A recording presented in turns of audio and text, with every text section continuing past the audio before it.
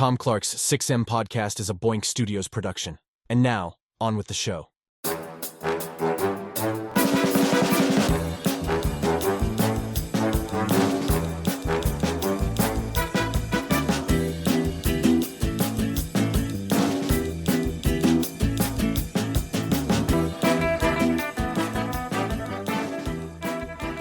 Hey, what is up? Welcome to Tom Clark's 6M podcast. I'm your host, Tom Clark. And in this episode, I'm joined by co-hosts Phil Lindsey, Chris Patton, Joe Higgens, and Troy Grant.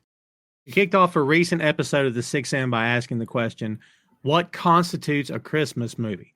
And I left it open-ended, and I leave it to the audience to decide. But we have talked at length before here on this show about what do you consider to be a holiday film? What does it need? Does it need top hats? Does it need the the waistcoats? You know what I mean? Does it need like the snowy streets? Does it need a Tiny Tim? Does it have to have snow?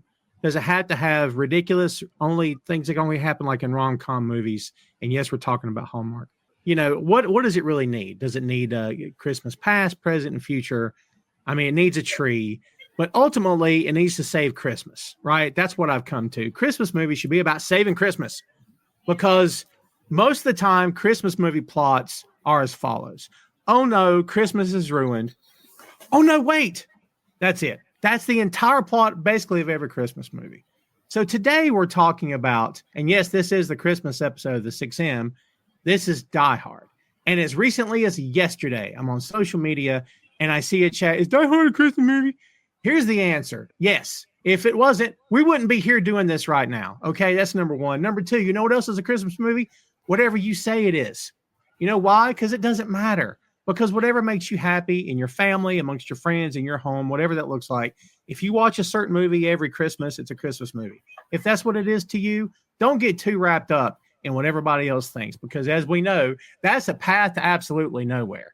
So yes, today, Die Hard is what we're tackling.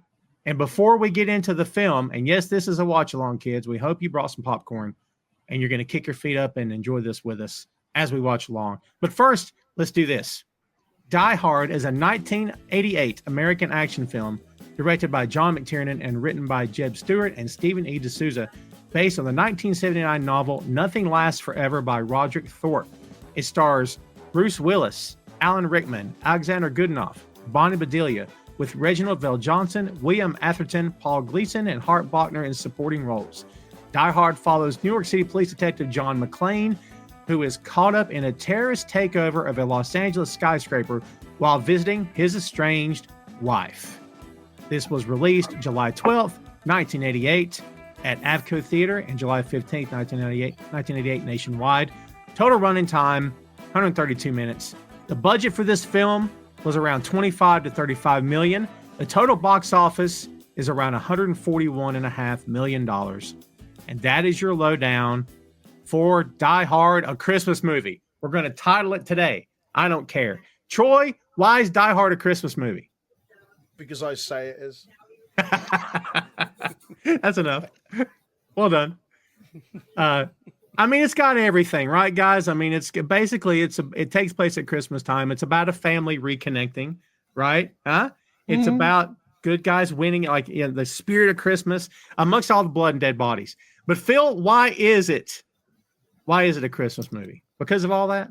It takes place during Christmas. I feel like every year people have the same debate. Is Die Hard a Christmas movie? It takes place during Christmas, which makes it a Christmas movie. I'm surprised that we're still having this debate at this point, but the internet where nothing ever dies. Nothing ever dies. Nothing ever dies. We want it to. Chris, is this one of your go-tos every Christmas? It is not. This will be the first time I've watched it in about 5 or 6 years, honestly. But you know me, I'm a Gremlins guy. This movie's not a Christmas movie. It doesn't have any Mogwais in it. I like the differing opinion. I can live with that. Yeah, there's no Mogwais in this one. Joe, we don't have Gizmo in this one, but we have Mr. McClane in this. So what do you think? How do you feel about this movie? Yes, it's a Christmas film. Anything that takes place at Christmas is a Christmas film. As you've done previously, Batman Returns, Christmas film, takes place at Christmas. Lethal Weapon takes place at Christmas. Like, Trading Places takes place at Christmas. They're Christmas films. Like, just because you don't watch them at Christmas does not mean to say that they are not Christmas, because you can watch them any time of the year. But you can also watch Santa Claus the movie any time of the year. It's just weird. Right. Right. Yeah. Like you can walk around any time of the year wearing a Santa hat and it's fine. People may look at you funny, but you can do whatever you want. As long as you feel fine, that's all that matters. Yeah. Well, it's a free country. I mean, at least for now. We'll see what happens in a month or so. I Listen, feel like listen. doing that gets you put on some kind of list. It's true. Listen, man, if the penguin eating raw fish and biting a man's nose until it gushes blood is fine for a Christmas movie, then this is a Christmas movie. I don't. That's There's hard a to. whole subgenre of Christmas horror movies and stuff. Yes. Like it doesn't have to be, single female lawyer goes back to her hometown and falls in love with a toboggan salesman and learns the true meaning of Christmas. Like, But can it be? Yes, it it can. can be as well, but it's a broad spectrum. Yeah. Yes. Yeah, I don't get How- too wrapped up in it. How have we never had a Fast and the Furious Christmas movie? That's got to be coming, right? Well, I Christmas have got special. spurious facts about this film. For Oh. showing it. If there's a lull in conversation, and one of them is that this is a prequel to a Fast and Furious film. McClane's ball. It's all about family. Come on, it's right there. My God, we've done a lot of things here on the 6M, but a Fast and Furious movie shall not be one of them. Okay, What? no. It's my promise to you. I'm never going to do it. After the first four, After the first They're 3, 4, like, tremendous. they're good films. They're just heist movies. you give an 8-year-old boy as many Skittles as he can eat and tell him to write a movie. That's literally what they are. Yep. Throw some Matchbox Chevys and stuff in front of him and give him free reign. Write this The Rock movie. punches a torpedo at one point, and no one thinks bats an. That's the least ridiculous thing that happens in that film. Yeah. Well, look, that was my promise. Also, the prequel trilogy. Phil will be laughing at this one. I have said we're not doing the freaker.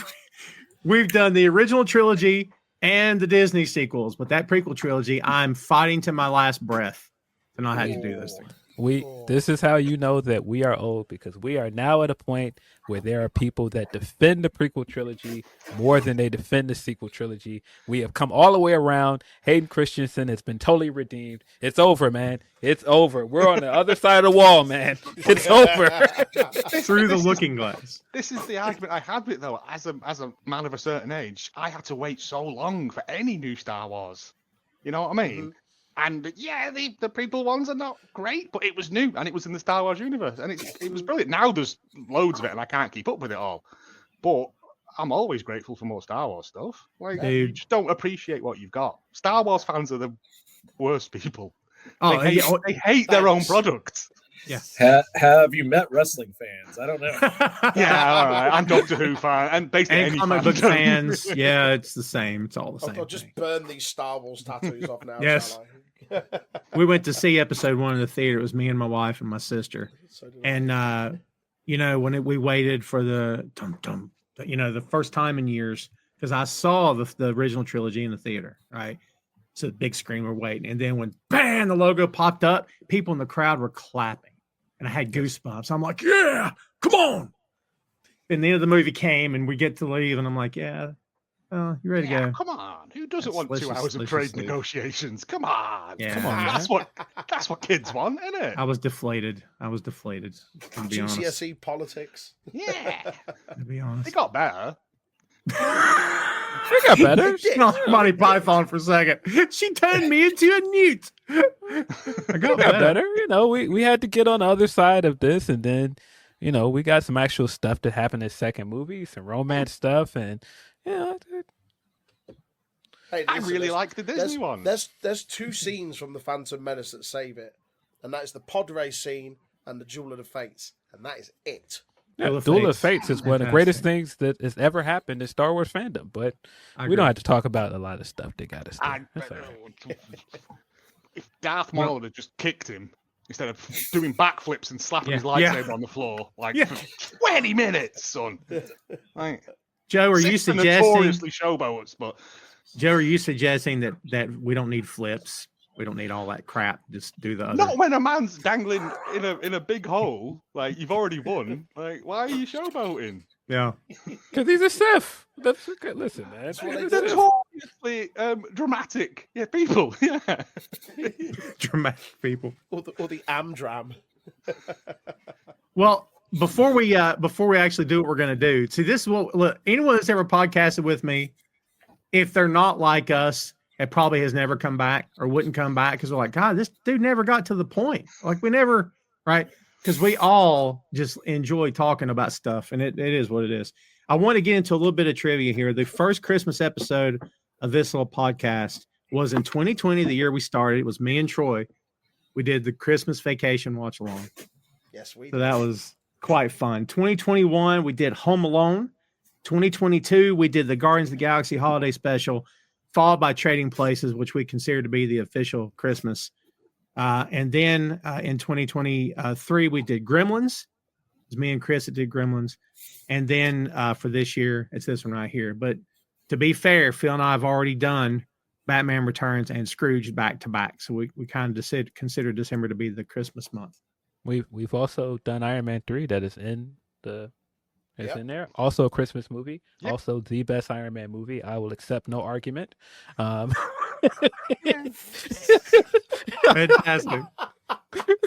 I mean, it's better than the second one. I'll give you that. It is better I than the want second my one. bird. Yes. This- I want my this- bird. The second one has the same problem as the Phantom Menace, where you're just watching a court case for the majority of the time. It's bad when but right the second after you make your point, you have to quantify your point. You have to say, and by the way, I'm dying on this hill. You know what I mean? Listen, I will accept no debates on this. It is the best Iron Man movie. Rest in peace to Gary Shandling. That was probably the best thing about Iron Man 2 is Gary Shandling. And, of course, briefcase armor, because never gets old. Always great. You kidding me? Boink Studios is the home of Tom Clark's Main Event, Tom Clark's 6M podcast, and Two Nations Under Ted, a Ted Lasso podcast. Visit the site today for links to every podcast platform, social media, special announcements, and a lot more. Check out the site and bookmark today, boinkstudios.com. Kids, let's do what we came here for here today. We're going to watch along on this here little movie called Die Hard. Now, we are watching on the Disney Plus app. Chris is joining us on Amazon Prime. Now, we'll try to sync up here, guys. I'm on the black screen at 0. That's all I can tell you. And the first thing that I will see is the 20th Century Fox logo is the first thing I'm going to see. So if you have anything before that logo, get to black before 20th Century Fox and we'll all be timed up. But we should all be in the same place, I think. I'm on 0-0, and the first thing that comes in is the 20th Century Fox drums. Okay. So, kids, as we go, we will drop markers.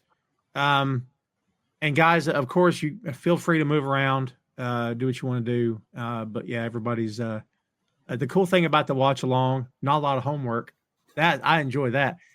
Number 2, we can just kind of let it roll and see where it takes us. So, again, kids, we're at 0, and we are ready to roll. And if everybody's ready, we're going to hit this sucker, and we're going to do the Lethal Weapon countdown. It's 1, 2, go on 3, not 1, 2, 3, then go. Okay. So go on 3. 1, 2, go on 3. All right.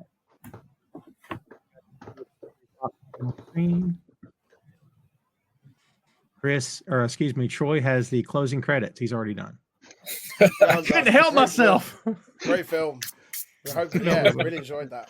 I was expecting more robots. Couldn't help myself. I remember to turn my closed captioning on this time. I'm proud of myself. I accidentally set them to extra large, so it's like half the screen right now. I'm going to fix that at some point. John McTiernan film, kids, if you're following along, hopefully you are. The airplane just touched down, and now we're seeing his hand, and the camera's panning up. Boom. I know that guy was in Ernest Saves Christmas. Don't anybody laugh at that. I heard the chuckling. I mean, This it's is no Christmas. Ernest Scared Stupid, but it's okay. It's not, but it's a good movie. Nah, the best Halloween movie, of course. Ernest Scared Stupid. I don't know if this is just I've listened to Kendrick Lamar way too much, but every time I hear airplane landing, I immediately start thinking women, weed, and weather. Women, weed, and weather. Yeah.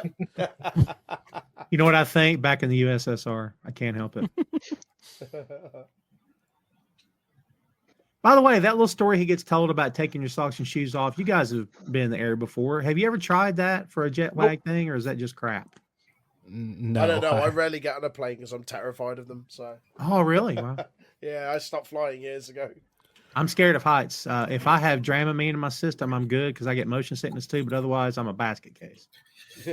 When I first started at the company I work at, I traveled pretty much, I don't know, like 300 days a year. So I got so used to flying, I could pretty much pass out on a plane as soon as it takes off.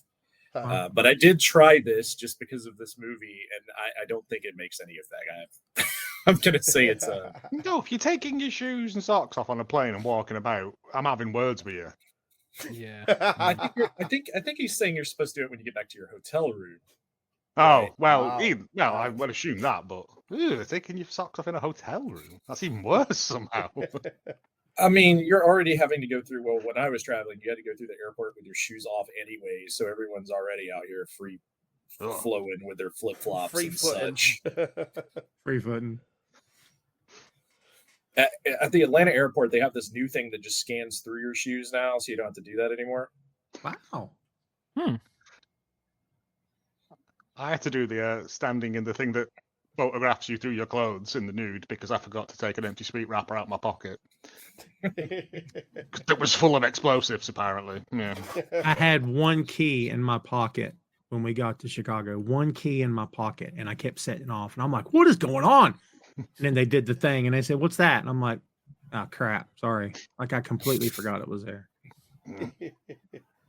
Oh, this guy. This guy, sleazebag. It's kind of terrible that this company planned their Christmas party on Christmas Eve, if we're being honest here, right? Like, Yeah. they expected their employees to come in on Christmas Eve and then stay late for this Christmas party. You know, if you try to go home early, like, you're not getting a promotion. They're going to talk bad about you. And at no point does anyone try and photocopy their ass either. Like, terrible. What kind of Christmas party is this? Yeah. Yeah, that's her. This guy plays a part later too. Anybody got his name? I'm looking. I think that's Hart Bachman. Is that Harry Ellis? Is that who that is? No. A sleazy Nakatomi executive. Yeah. Sounds about right. I just went back to my Twitter account to close something, and I immediately saw Kevin Owens walking around in a Canadian tuxedo. Sorry, not a Canadian tuxedo. That's the jean. With the tuxedo shirt on, with the sleeves cut off, with the winged eagle draped over his shoulder. Greatest man in wrestling. Kevin Owens is amazing. He also dropped the line of saying he has the best moveset in wrestling, which I wonder why he said that. Oh dear. That turnaround moonsault that he hits every once in a while just looks phenomenal for a guy his size. It's still insane to me every time he does it. It doesn't happen that often anymore, but like if you go back and watch those Cena matches, he hit him all of those. It's phenomenal. Yeah. Has nothing to do with Die Hard, but the movie would be No. more interesting if Kevin Owens was in it. For sure. Listen, man. Wherever Kevin Owens is doing this press conference, I hope he has a good Christmas, man. Phenomenal, man. See, we're full of Christmas cheer here on the show. So we just got our first shot of Bonnie Bedelia. That is John's. Did we establish estranged wife? I guess. Yeah, this is him Yeah. trying to like make amends. This is the last attempt of the. Right, because he's still living in Chicago. She moved out to California to work, right? That's the whole setup of this. Because when we get to Die Hard 3, I'm pretty sure that all takes place in Chicago, right? No, 3's in New York. Is it New York? Okay, yeah. Yeah. Okay. Yeah. I just know that it's across the country from California, so the wedding, it didn't work out after Die Hard 2, apparently.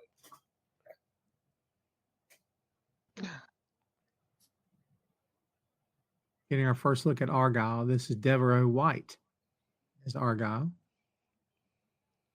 Started his career as a child actor in the late 70s. Best known for his role in this movie.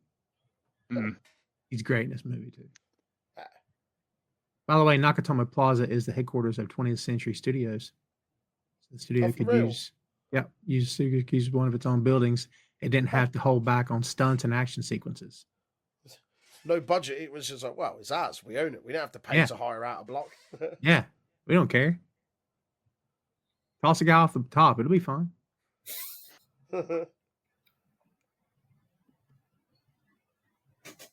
So he lives in New York. They just said, oh, so you still live in New York.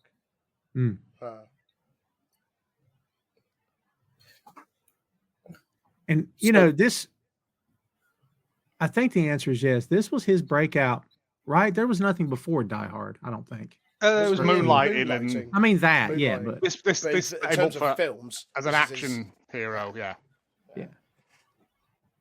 Who knew? Dude, I was a fan of, I'm of that age. I was a fan of Moonlighting. I enjoyed that shit.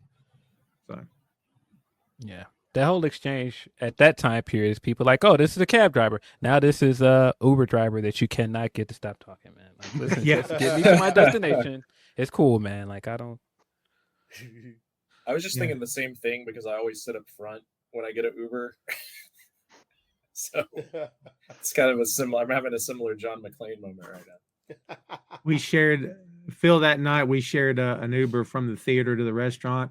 I think all four of us had to get the back of that car because the dude wouldn't let anybody in his front seat. Yeah, I think. If I remember right. Squished up in the back like sardines.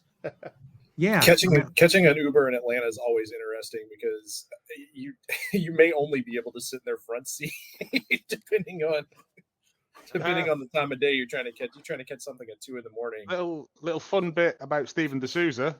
Also wrote the screenplay for Street Fighter, the Jean-Claude Van Damme cocaine-fueled monstrosity, Judge Dredd, and the Lara Croft film as well. What a resume! And Commando. Yeah, and Commando. Yeah, it's hard to believe that Street Fighter had a writer, but yeah, apparently it did. There's we just got a listen, of course, of Run DMC's Christmas song. That's in my rotation every year at Christmas too. Christmas and Holidays, yeah.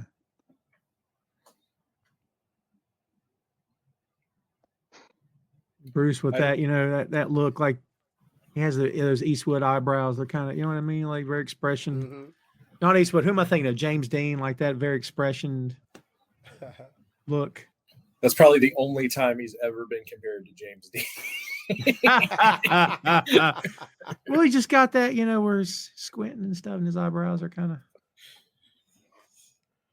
By the way, man, all the best, Bruce Willis. We got to say that too before we get too deep here, man. Yeah, man. Yeah. Very sad. Very sad to see what's going on with him. Hopefully, his family and everything is in good spirits coming into the holiday season. Yeah. Shame. Have you guys ever heard his blues band that he does? Yeah. No? Off and on, yeah. He plays harmonica. It's kind of wild. Yeah, he does. Nice. I believe he had a UK top 10 hit with Under the Boardwalk in the early 90s, I want to say. Yeah. The blues band is nothing like that song, but that song is no, but especially the music video for that song. Oh man. Like now, because Street Fighter was brought up, I'm immediately thinking of the music video from that movie with Jean-Claude Van Damme dancing in it with MC Hammer and Deion Sanders. And now I can't unlock this memory of the Bruce Willis video because now Straight to My Feet is stuck in my head. So that's where we're at. I'm only thinking of the one that I know for sure, and it was the first song that he released that made it commercially. Express Yourself. Respect Yourself. What was it? Pass. I don't know, because now I'm thinking of Steven Seagal's blues jazz combo as well. Oh, God. Why? Why would you do that? It's leading me down a dark path in my brain. We're supposed to be festive, jolly. Have you guys ever seen his reggae video? Oh no, it's awful. Oh, it's so bad. It's so bad. All right.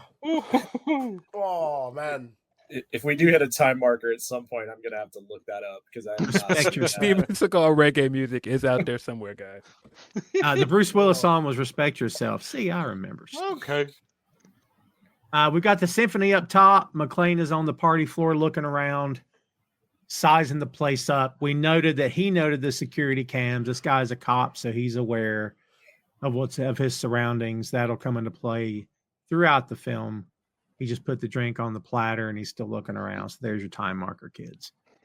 He's not impressed at all by whatever that fruit punch drink was. Again, it's not a fun party, is it? It's not Fozziewig's party in the rubber chicken factory, is it? Not at all. Not at all. We got to do that one next year. I'm here for that. I mean, to be fair, none of these people want to be here. They had to work on Christmas Eve. Yeah, it's true. To a party. I got to hang out with these people too. Oh, man. They have to go home and wrap presents and pretend to be Santa Claus and stuff later. You know what I mean? Like, what a day. That's another a little more on that later. There's still some floors under construction. Are there now?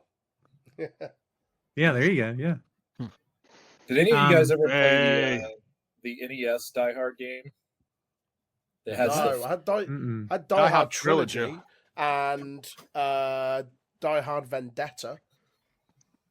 But no, not the NES one. The NES Die Hard game has a foot meter because it has like the glass element. So like as you walk across it, you have to keep up with your feet health meter. It's pretty, Oh, no way. Yeah. Wow. It's not a great game, but if you're a fan of the film, it's probably worth a little play. Nice. This is I can't get this guy's name in front of me for some reason. Oh. Sleazy Salesman. Oh no, we got him. Oh, okay. The boss.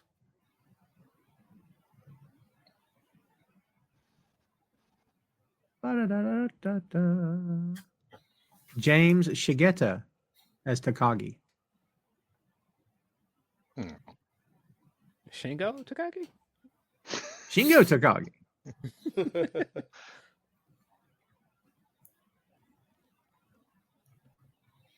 This guy, man. He's giving me Derek vibes from Ted Lasso. I got my first reference in, Chris. You happy? We knew it was coming. Cocaine fueled Derek. I'm just saying. I'm surprised you didn't find a way to get one of these robotic Santas that they just showed in the background that just talks about your podcast, Ted Lasso. I wouldn't do something like that, robotic Santa. Is it too late to add it to my wish list? Right. I got 7 days. He can get here in time. It's Santa. He can do anything. Time travel. He can fly around a roll and spin it backwards so Lois doesn't die. Wait, that's not Santa. So while I was loading into that Red One movie Christmas film, has anyone watched that yet? Because it is. Oh God, no. no. I'm getting so many ads for that thing. I heard it was not pleasant. Which one? I think it's called Red One. It's got the Dwayne The Rock. Yeah. I keep seeing ads for it. I heard it wasn't good, but I don't know. It's got Jonah Jameson in it. Yeah, and Chris Evans. Can we agree that I think maybe The Rock's shine has perhaps faded Diminished. quite a bit? Yeah, over Quite the past quickly. several years. Yeah. Well, when you constantly get put in terrible movies. Well, yeah, but at the same time, I think he had a hand in it too. Like that stuff he did with Black Adam wasn't. Black Adam is not a bad movie. It just kind of feels pointless by the end. But it's not a bad movie. He should stick what he does best, being in a safari suit in the jungle. Yeah, Pierce Brosnan is great in that movie, by the way. It's Dr. Fate. Awesome.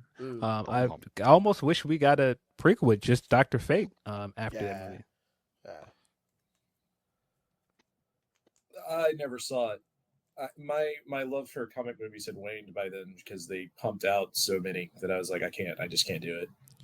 Yeah, it's a great prequel for a Justice Society movie that never happens. So in other words, I don't need to see it. That's why I said it. It by the end it feels pointless because none of this stuff is going to actually happen.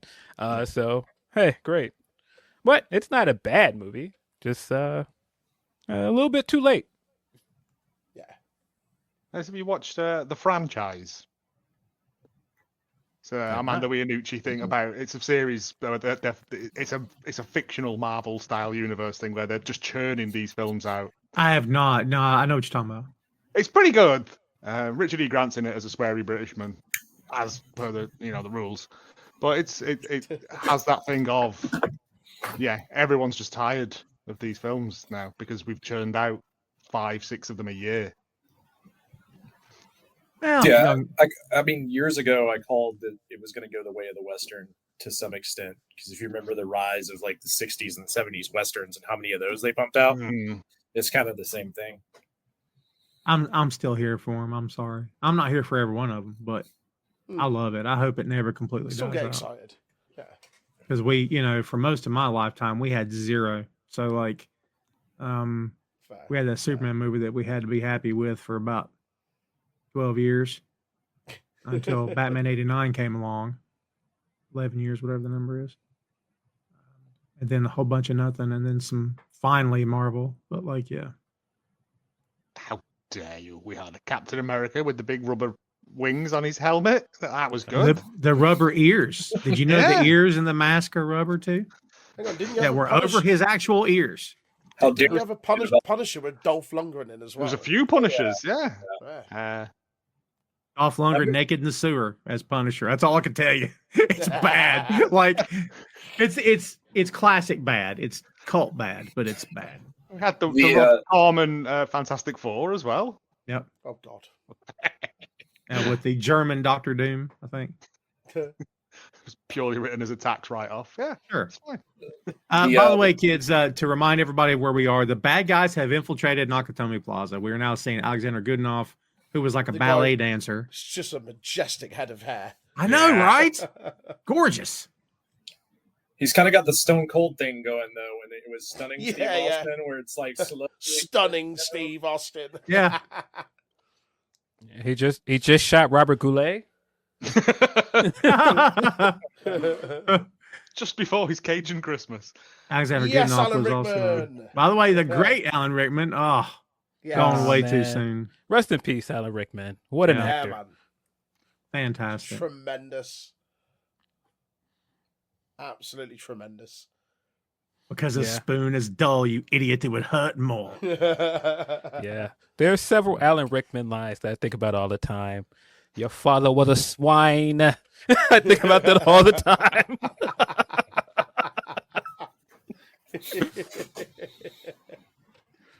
The line in Robin Hood when he said, what was it, two of the girls be in his room or something? All that was improvised, I think, the whole bit. Either that or someone gave it to him and he used it in the moment. Like a crew member had an idea and he just used it. You be there at 8, you be there at 8:10. Bring a friend. Yeah. Yes, that's it. Bring a friend. Bring a friend. Bring 2 friends. By the way, guys, can we agree he's the perfect villain in this movie? Absolutely perfect. 100%. I mean, he makes the movie to me, honestly. He's kind of hilarious as a bad guy. Especially when we get to this office scene coming up here at the Christmas party and the salesman's trying to negotiate with him. It's pretty great. It's Clarence Gilliard Jr. as Theo, the man behind the computer. That dude went on to do Walker, Texas Ranger. How about I never realized his name was Theo in this movie? Me neither. I was going to say, I don't think he's ever mentioned, is it? He's just tech guy. All I knew about him in Texas Ranger was that in the state of Texas, they train all their Texas Rangers with Kung Fu because they're all throwing like Jason Statham roundhouse kicks in that state. So funny enough, like at the beginning of Texas Ranger, because I've watched all of Texas Ranger, he is an ex-NFL football player that gets injured and becomes a Texas Ranger. So he actually doesn't know karate to start out with. He gets trained by Walker. So as it progresses, he becomes more and more adept with his karate. Karate. And his action trousers get tighter and tighter. Yeah, that's Chuck Norris action jeans or whatever. Yeah. Stretch fabric in the crotch so they don't rip. Have you ever, Tom? You want a roundhouse kick poster? The like there was like Chuck Norris action jeans. They used to put him in like the middle of martial arts magazines. I know what you're talking about. Yeah. It would show him throwing a sidekick, yeah. You think someone wants a roundhouse kick while you're wearing these bad boys? Forget about it. Yeah. The craziest thing about Walker is they have at least one explosion per episode. So it's like, what was the budget per episode on that show? Big budget. Or they just use the same explosion, but just reverse the angle every time. You know what I mean? And like the craziest episodes is when they do like the anytime it's like a Native American episode or Indigenous American episode where they go like back in time. Those are the episodes to really check out of Walker, Texas Ranger. They get really wild. Sounds like a fever dream. I don't think I want to know why. By the way, do we know? Listen, Troy, you maybe know this. Do we know the science behind taking a chainsaw through live electric wiring? Is this a good idea? I'm going to say no. Okay. Because I assumed it was. I don't know why I went to you, but whoever I got. So. I moonlight as an electrician. That's what it is. Is he wearing insulated gloves? Well, there you go. Well, it's fine then. So all Germans are insulated. It's fine. Oh, that's a deep joke right there. I'm going to leave that alone. Woo! I'm leaving that alone. My. They're on the elevator and stuff's about to get real. Here they come out. Look at them creeping out real careful. Like it matters at this point. Just bust out. Who cares? So to be fair to the guy cutting the power cables with the chainsaw, they did shut down the power, right? Like that's. I think that was all the phone lines and the escalator top and everything. So maybe shut down. They're still live. There's still a small current that flows through them, but.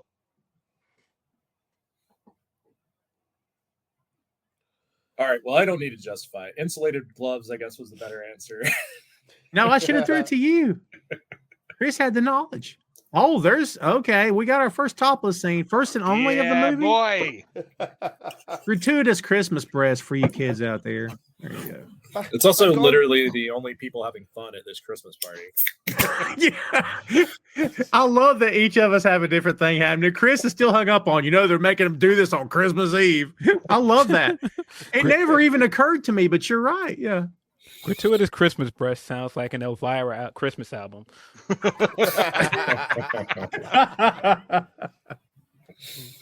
Oh, God bless Elvira. That's all I can say. Have you guys done the Elvira movie? We should do that at some point.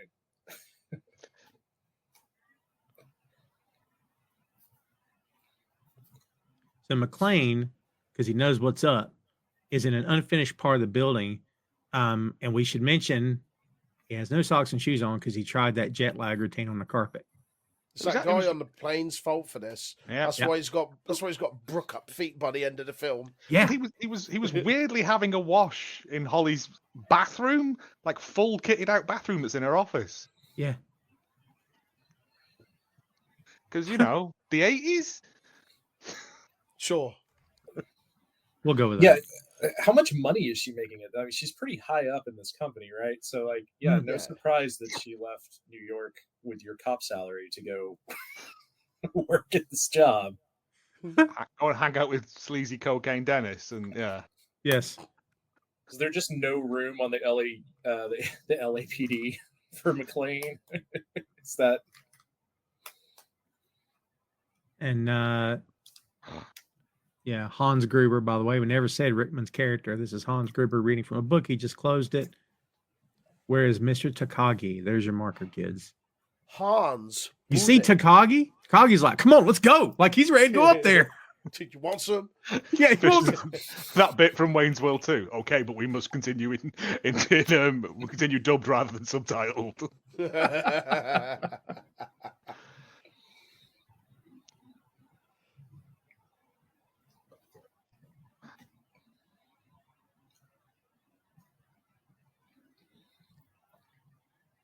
Oh, dude, he's got cocaine sweats right now. Are you kidding? He's like teetering. He's like can't stay. You know what I mean? Mm-hmm. It's a good thing they're giving us the entire education of this character, because it means so much to the rest of this movie. Yeah. It's like watching Star Wars Episode 1 with all the politics. Yeah. Because it means so much for the rest of the franchise. I'm telling you. I mean, I guess it's a good way to just have Alan Rickman cut a monologue, so can't complain too hard.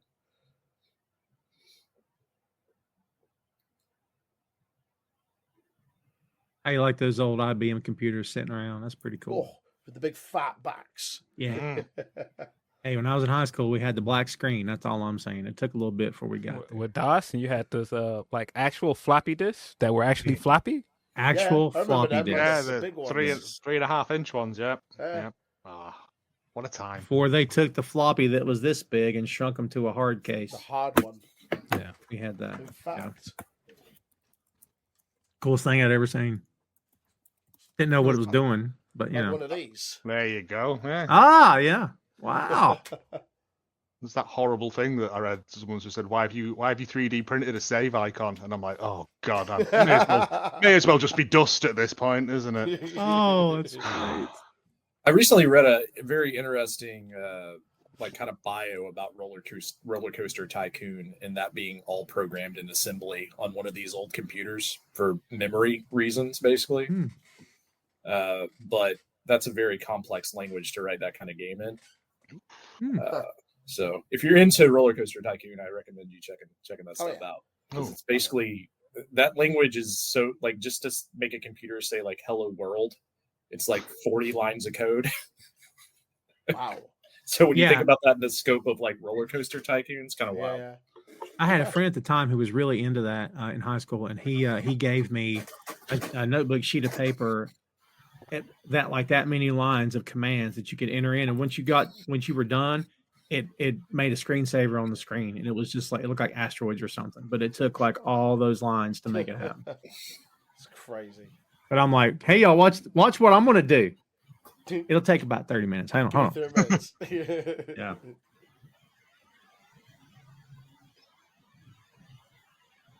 Like he's complimenting his suit. So this security system on the vault with these tiny locks, He's right? just name dropped him as Theo. Yeah. Oh, there you go. My associate Theo. By the way, Chris, you're the tech guy here. You're the IT guy. So what do you think about this? It's not overly, so they don't spend too much time on it. There's other movies that are way more annoying with that kind of thing. And they kind of always show it from over Theo's shoulder. Yeah. So you don't get like the Jurassic Park moment where it makes absolutely no sense. But we do get that classic as the text comes across the screen. Yeah. Which they still do in films now when they're giving locations of planets or whatever. Or So like nothing works like that, surely. yeah, it clicks on your phone, but you turn that off unless you're a psychopath. We not love it in movies is when like they're whatever computer system the bad guys or good guys are using, it'll say warning in big block letters across the screen. You're like, I've never seen anything in my life that would do that. Warning, intruder. And you're like, what? What is this? What kind of terrorist are you? It's actually a decent question. It's more of a robbery than an act of terrorism. Well, the robbery's under the guise of terrorists, isn't it? That's the. Yeah. What is that? A bridge France?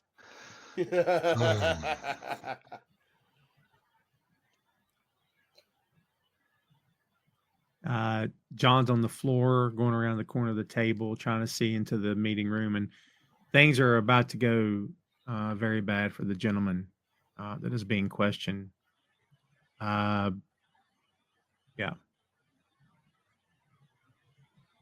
Shingo Takagi. No. Just Takagi. He ain't giving it up. You know what I mean? I ain't giving you nothing. Take your gun out. I don't care. Point it at me. I don't care. It's kind of a bad choice for him, though, because they're going to pretty much open the safe anyways. Yeah. Missed it. Such a great line. Hmm. Such a good line. It's a very nice suit. I'd be ashamed to ruin it. There will not be a fall. I apologize for attempting to do an accent. Sometimes it just happens, and it's really terrible most of the time. I can't believe that we made it through this in Spinal Tap without booing or...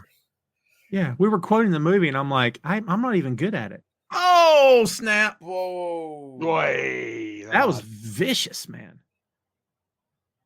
Ta-da. Dispose of that. I like he took the silencer off his gun. Yeah. I guess to just make the crowd aware that they're willing to shoot people. Man, how did I not know this guy's name was Theo? Because nothing says 80s like a guy named Theo in a sweater. The computer hacker. Yeah, and anytime someone says Theo, I just see Theo from The Cosby Show. You just want to say Huxtable after it straight away. Malcolm from Malcolm and Eddie.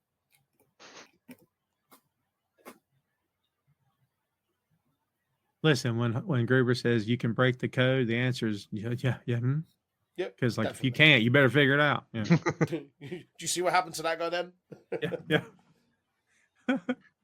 It's like Vader force choking a dude to death and then going, "All right, you're the commander now." Yes, sir, I got you. No problem.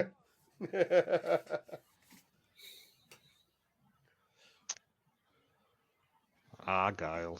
Just having a little party on his own with that teddy bear. Do we know why the pipes are just spitting steam for no good reason? What is the story here? Ambiance. Okay. Yeah, it's the same as in Galaxy Quest. Why is the engine room full of things that just bite and fire stuff out? Like, just because. This is a very good question, though, because this is just a basic office building, and they're in California, so you can't even be like, it's a furnace. It really makes the most... Are they shoveling coal down there? What's going on? You know, it's steam powered. The office is steam powered. They're saving all kinds of money. Doing that spinny round Irish dance, we know something's up.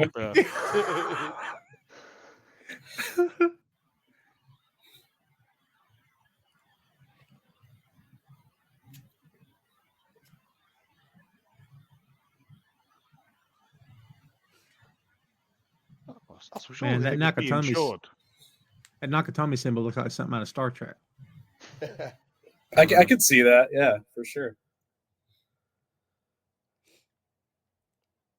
Get out the t-shirt, see how many people recognize it. Yeah. The seventh seal. Ooh. Devil's behind that door. Don't open it.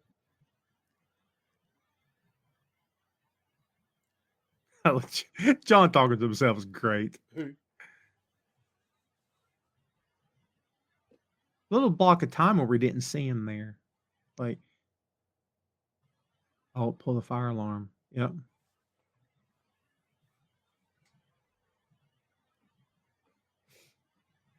That dude on the mic, the walkie, I believe, is Andreas Wisniewski. It's Tony. That's Tony. Big Tony. 9. Big Tony, like from the Grand Theft Auto series. Yeah.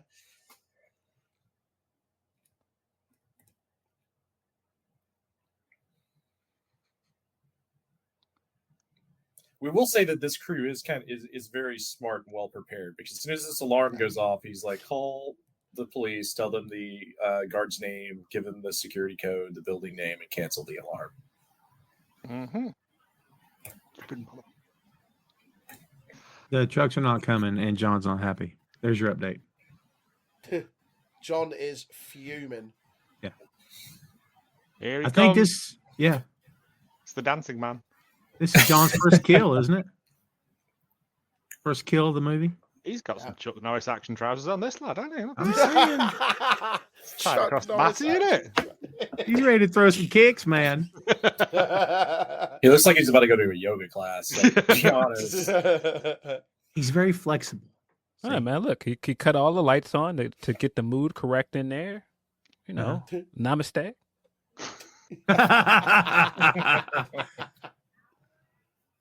He looks like he has one of those A-team rifles. You know how all the A-team rifles were exactly the same every episode? I think the clip was silver, I think. Very uniform A-team rifle. I'm not a gun guy, can you tell? That's like Uzis in the 90s. People were like, there's got to be an Uzi in every film. Every action film has to have at least 6 Uzis. Because you had to be able to hold it in one hand because it's like spray the room. I want to say this guy name is Sven, but I don't know. No, you're going to get it now, Jeffrey Dahmer. He does kind of have that thing going, doesn't he? Very much.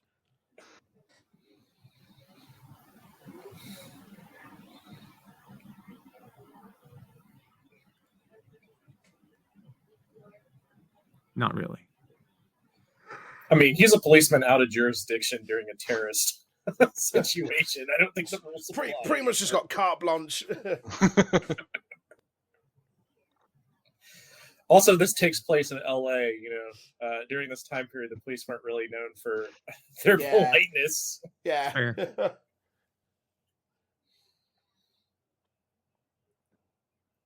And you will fix the drywall. Down the stairs. Oof.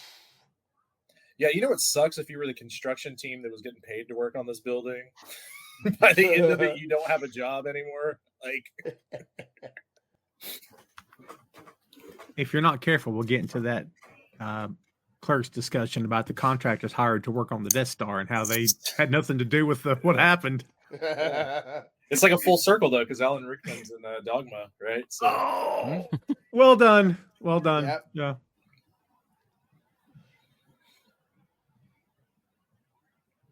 Which they're doing in Dogma 2, apparently. Oh, how why? I feel about that. Yeah. Why? Well, the rights have been tied up for years, and Kevin Smith couldn't get his hands on them, and they have just now finally reverted. But they've been locked up for years. Yeah, so. You could have let him have him, Kevin Smith. It's all right. You didn't need him back. Has a lot to do with the whole Harvey Weinstein Miramax. That's it. A lot of the rights to Kevin Smith's movies, I would assume. Yeah, and I think the story goes that the rights, when all that went down, it was like within a week of each other that Kevin was going to get the right. It was that quick, and then he lost them for that entire period of time.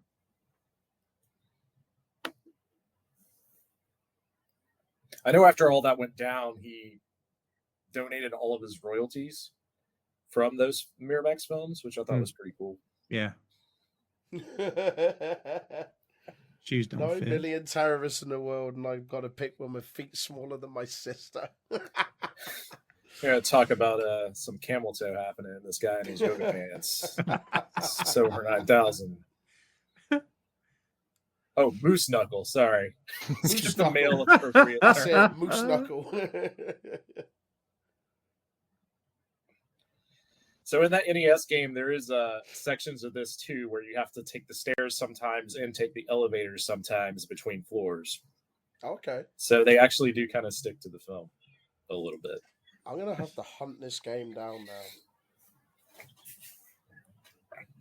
Yeah, I've actually more recently played that game than I've seen this movie, which is kind of funny.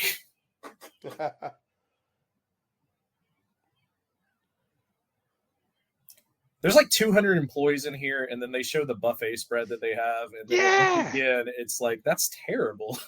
Who are you feeding with this? There's no tiny sausages on sticks. There's no cues. Weak. Weak sauce. Although I like the fact that Gruber's just tucking in.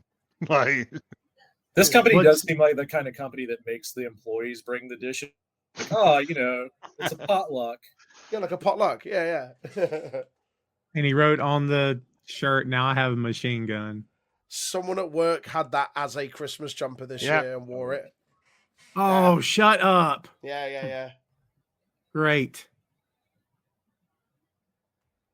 she's like, "Oh, it's John. That's exactly what he said he was going to do." Yeah. It would be great if they did make like a Metal Gear Solid type new Die Hard game. I would be really into that. Like if it kind of had the similar mechanics to Hitman as far as sneaking around and stuff, that'd be awesome. Yeah. I'd be all over that. In the article for the 30th anniversary of the film, Bonnie Bedelia, playing John's wife, say the first thing she thinks of when someone mentions the movie is Rickman. The two became friends and had lunch together every day while shooting the movie. She expressed how lovely and gentle Rickman was in real life.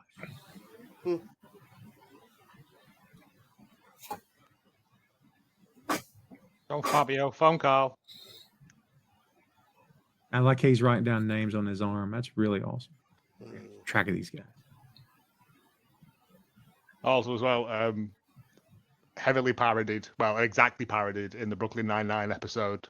But instead of being German, they're Canadian, which is not as good, apparently. Not as threatening, right? I love Brooklyn Nine-Nine. Oh, my God. Yeah. Didn't they recently make a show about the maple syrup gang? Like, I saw something about that. It's pretty funny. There's this group of people that were bootlegging maple syrup, like basically taking barrels of maple syrup, siphoning them, and then filling them back with water and returning them to the plant. And it was like something like $3 million or it whatever. Was a ridiculous amount of money. Yeah, like the syrup was worth Canadian gold. Yeah. Oh, second gratuitous holiday breasts. We just saw them. Oh, and Bruce gives it a cheeky look. Yeah. He's only a man. I'm saying. Soon to be divorced guy. That checks out. Yeah. Bruce Willis never tended to play very stable men who were married, with good marriages in movies. I've just found Die Hard for the NES on eBay, and it's going for upwards of $170. Oof. So yeah, I won't be getting that anytime soon. I mean, there's ways. And that actually might be in the Internet Archive, so you wouldn't have to feel guilty about grabbing that ROM. Yeah. If you're just super into not grabbing ROMs. I prefer the physical copy, but when there's stuff that's that much, you may as well give it a go, see if it's worth £100 odd quid, though, isn't it? Really? Exactly. I'm gonna guess it's not. Well, like used copies of this movie also are up in price right now because like when I searched, I had to sign up for the ad-free version of Amazon, which led me down the path of just searching for the film to see if I could just rent it or buy it straight out digitally. And then I was looking, and there's like used copies of this DVD or like the three put together DVD for, I don't know, it was like going for like $50 or $60. I'm like, okay, that's a holiday bump, and they're trying to get someone on. But that must be a closed in box, like for that particular game, that needs to be like a closed in box graded copy for that price. Oh, the box copies were $250 upwards. It's ridiculous. It's exactly why I got out of game collecting because the prices started getting ridiculous. That's exactly why I've kept a lot of mine. By the way, this is Bruce Willis's favorite role has always been John McClane. And he got $5 million for this, which was unheard of at the time. And in 2007, he donated the undershirt to the Smithsonian Museum. Oh wow. Very cool. So the gun the main baddie has, the main henchman guy has here, is always the gun that I would use in PvP and James Bond, the Goldeneye. It's like that same gun. Yeah. I don't know what it's called because much like Tom, I'm not a super gun guy, but the way he's shooting it, I'm going to guess it's a club. Yeah, probably. Oh! I love this. The whole time she's like, this has to be her emergency. Here's the gunshots in the background. Still does not realize it's an emergency. How much do you want, lady? Really? Yeah. You guys are really expecting a lot from the LA. Here he is. Your boy. Yes. Sergeant Powell. Yes. Sergeant Powell himself. Al Powell. How many times has Reginald Vell Johnson played a cop in his career? It's insane. Typecast. I mean, he really only had to play one because I'm sure he made so much money off Family Matters, even in syndication. When you think about it, that show still gets shown in reruns.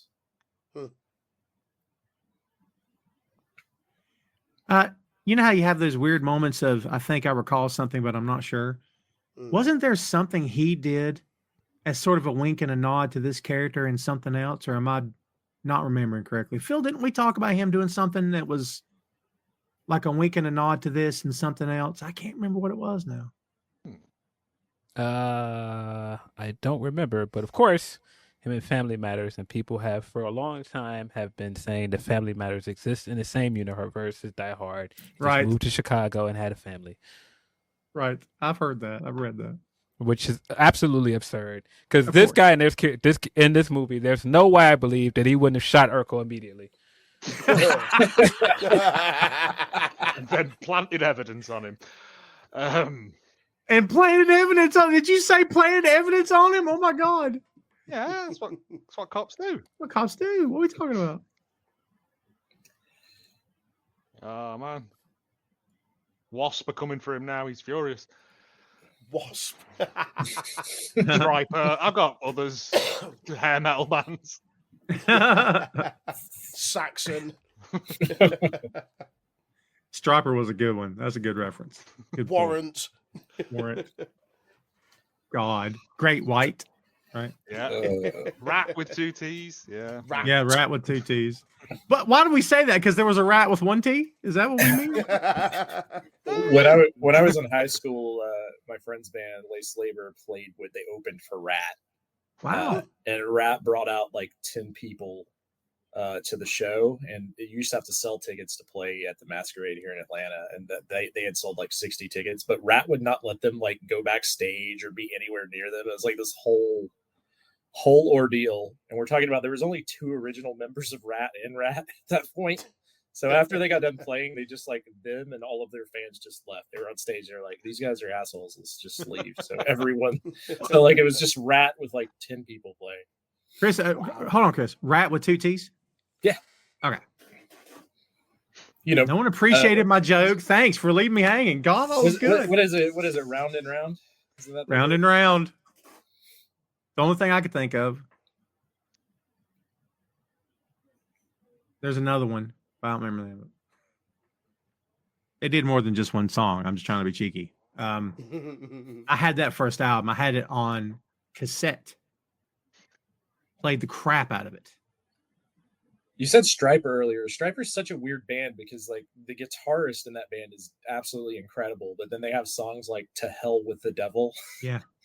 It's just like the worst. Well, they were Christian rock for most of their career, or supposedly. So yeah, they would throw Bibles out into their audience. Like they used to talk about that on VH1's 80s. I just want to see the Bible is not a light book. That's a pretty heavy book. Saying hardcover. It's got to be the hardcover. It's got some heft to it. It's got to be those from hotels, little, though, couldn't you? That's cheap. Yeah, it's got to be those little red ones they used to have, like the Gideon's ones. The Gideon's ones, yeah. Oh, you know the T-shirt gun at the wrestling shows, you know. They're shooting little Bibles and they're banging off people's heads and stuff. Just the news broadcast of like them being sued for launching a Bible into someone's face with a Bible launcher. Oh, here's my thing about. Go ahead. That band just came through town here, but they're only touring acoustic, so I don't know what acoustic Striper sounds like, but I'm going to limb and say don't pay the $40 ticket cost on that. You know, we did that Spinal Tap episode, and I think I was going to make this point and somehow lost it. You know, a band's been around forever when they're still touring. None of the original members are there. It's all other dudes. Mm-hmm. And some of them are young. And you're like, wait a minute, that dude's 51, that dude's 20. What am I looking at? Yeah. Is it like the original member's son, or what's going on? Yeah, he's just some guy. Just the guy.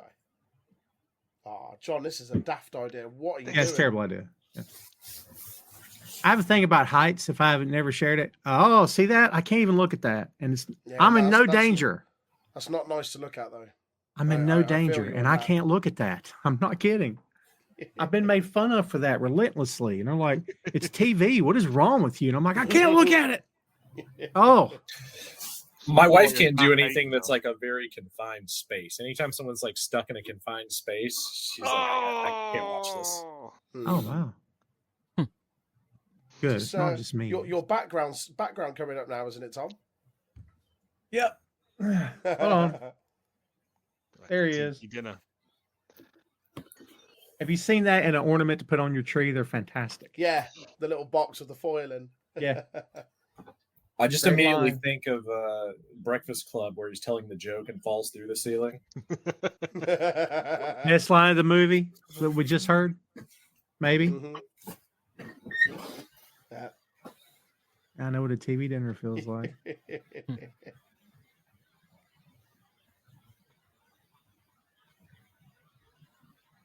The hair is just tremendous. Look at all So these good. dudes. This It is is like endorsed- Nelson. Head and shoulders endorsement. Deep conditioning going on there, It's yeah. like Deep it's like the conditioning. I can't believe it's not butter commercial. Oh, Fabio's going to spot him. Yep.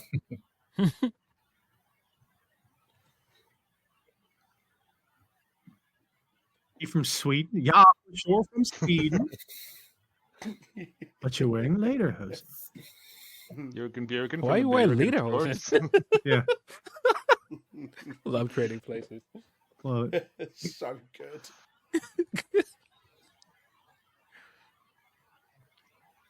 I do like that they make the bad guys in this movie semi-intelligent for an 80s, Yeah. an 80s action film.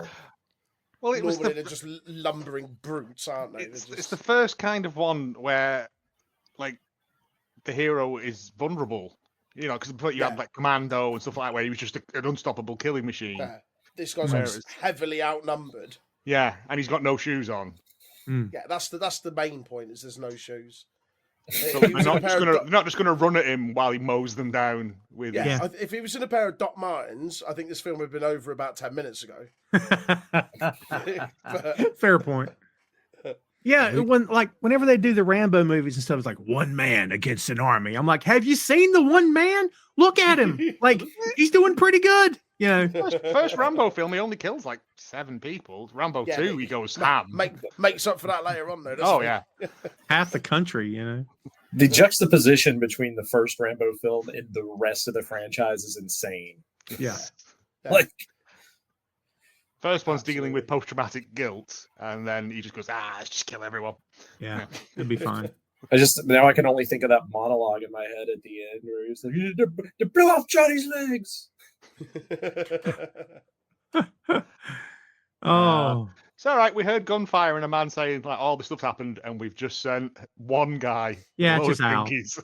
Yeah, let's just send this one black guy that may or may not have a family. Let's not send anybody else.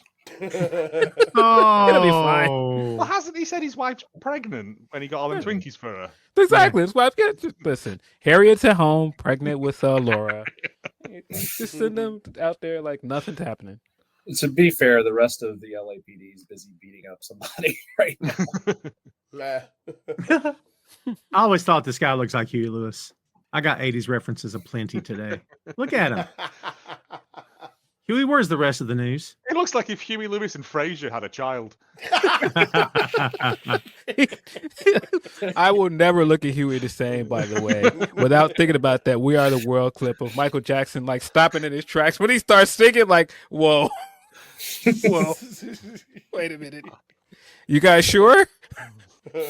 I just remember Bruce Springsteen kind of really over singing that song, and I'm like, there's a whole lot of other people here besides you, dude. I don't know. Yeah, but he's the boss, Tom. I've heard. Well, that's I've heard what they that he's say. the boss. That's the rumor. Boss of me. It's weird. It's like, I don't want to go off on a thing, but like the part of the world you grow up in is whether or not you're connected to somebody. Like, if you're in New Jersey, dude, he's your guy. There's no question he's your guy. And Billy Joel, New York, that's your guy.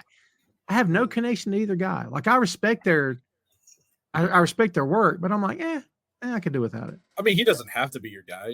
Most of Skid Row's from New Jersey. You could be more into them or Bon Jovi. Bon Jovi. Bon yeah. Jovi, well, yeah. Tom Waits. More recently, My Chemical Romance. Both the Way brothers are from there. There you go. Ooh. Put the gun down, dude. Oh, too late. Bad guy talking about don't shoot. I'm scared.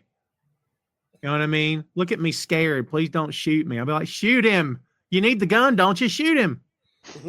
He was biding time, though, right? Like Well, his, he knew his homie was behind him. Of course. That's what I mean. If you're McLean, don't fall for that. Now he's going to shoot you through the table, John. But he's a cop, Tom. Isn't he wasting a lot of ammo, by the way? Where is he? Who? McLean? He pulled 2 clips off the guy before, didn't he? So No, the bad guy's wasting ammo. oh yeah, but Get back on Also, the floor. Oh, I see. The clips that he pulled were for the machine gun, weren't they? Which he doesn't have. oh anymore. okay. Fun fact: during that bit, Bruce Willis suffered 2/3 deafness in one ear from the blanks. Wow. Really? Yeah, in Wow. one of his ears, I think his left ear. Yep. Permanently? Yeah, As if. you're not meant to fire guns right next to your head. Well, yeah, there's that. From my understanding of it. I'm sorry, I've never heard that. I didn't know that. It's just what my one actual fact I know about this. I got that little joke, Tom. Don't you worry. Thank you. I'm with you. I may have missed the rat with 2 T's one, but we're good. Okay. He also shot that man in his jump. God damn it, Jesus.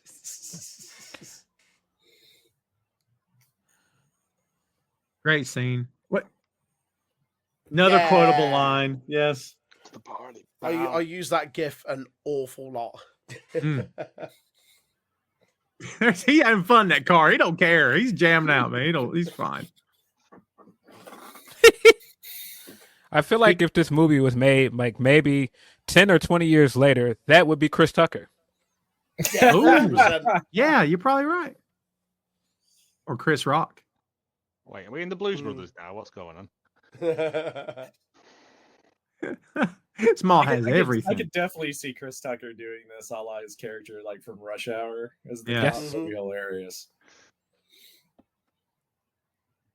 William Atherton, if you needed a sleazeball dude in the 80s, this is the guy you hired. That's your go-to guy.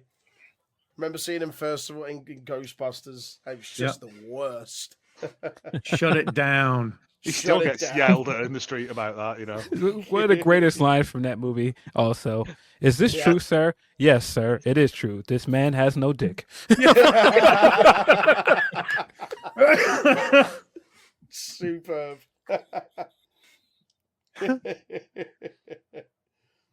Oh, man.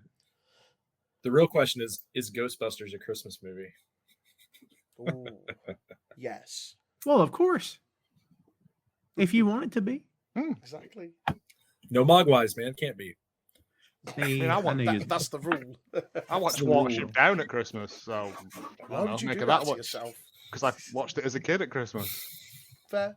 Explains a lot, you know, rabbit genocide. But First interaction between McLean and Gruber kids. yep, Mhm.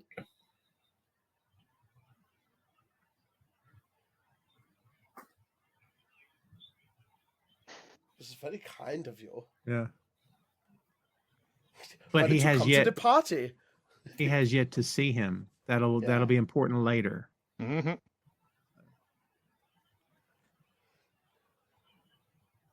Gruber's not impressed with his cowboy nonsense. Well, lucky for McLean, he found a pack of menthol, so he's gonna be all right. He's good. It would have been funnier, like if I was directing this movie, it would have been like a pack of Virginia Slims or something ridiculous.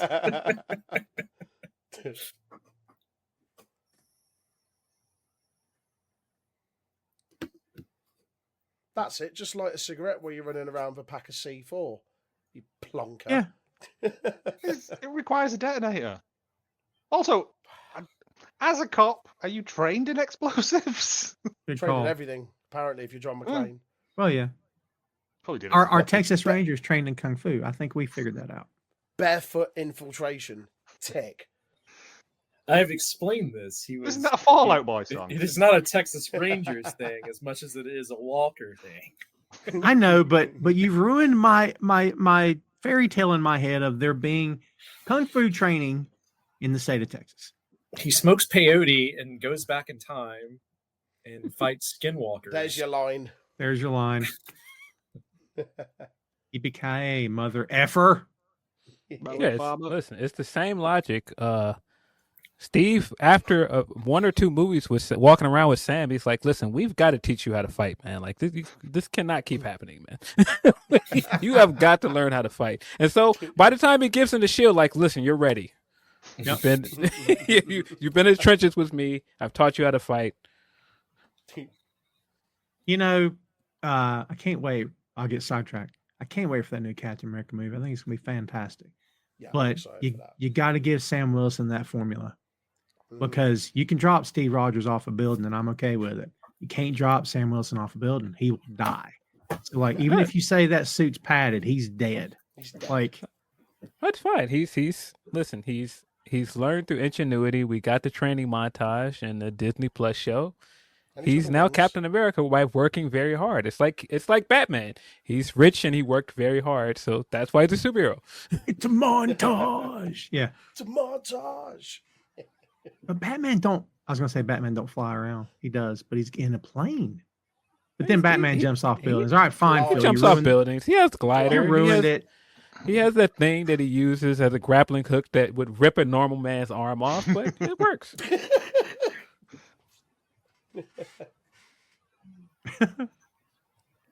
You called him. Uh-oh.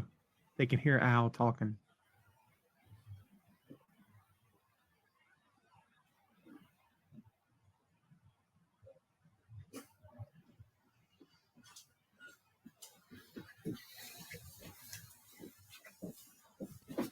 I have to get off this channel, Al. Gotta get off this channel.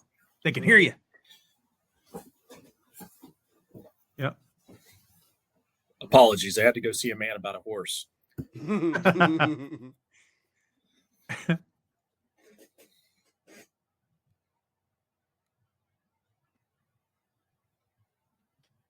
He's telling them everything.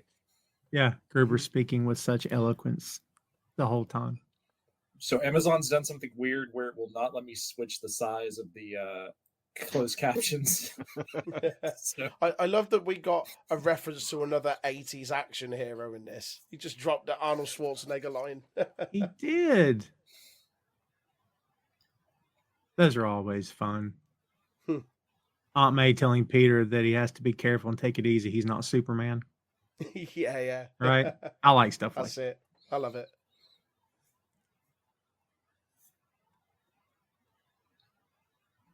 State of that vest. That was white at the start of the film. It's like a khaki green now. It is, yeah.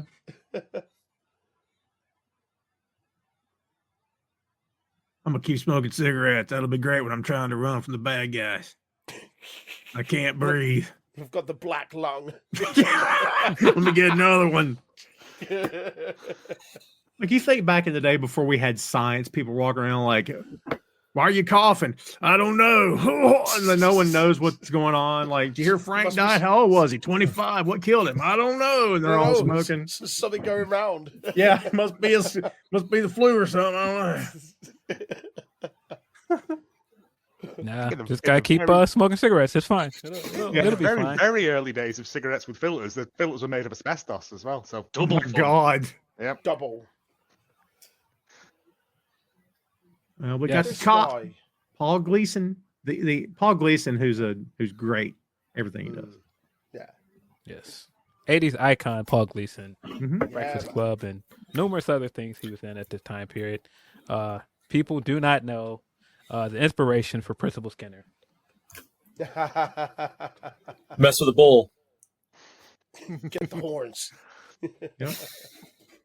Or again, Trading Places. Shut up, or I'll rip your eyes out and piss on your brain. That's it. Beaks. Clarence Beaks. Yeah. Clarence Beaks. I love when he's in the phone booth and he's the guy standing there. He's like, hold on. F off. And then goes right back to the call. Great. I just love the fact that they gently mopped Al's head and now he's completely healed. All that blood's gone and everything. Right.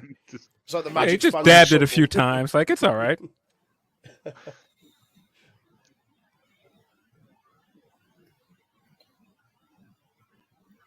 Yeah. Gosh, man, look up his film credits, Gleason. My goodness. His credits are massive. Quite the record, yeah. Yeah, dude. He's been in everything. So she's the vice president of this company, or she's like high management, isn't she? Yeah, she's like, you killed my boss, so now I'm in charge. Everyone's looking at me, right? So,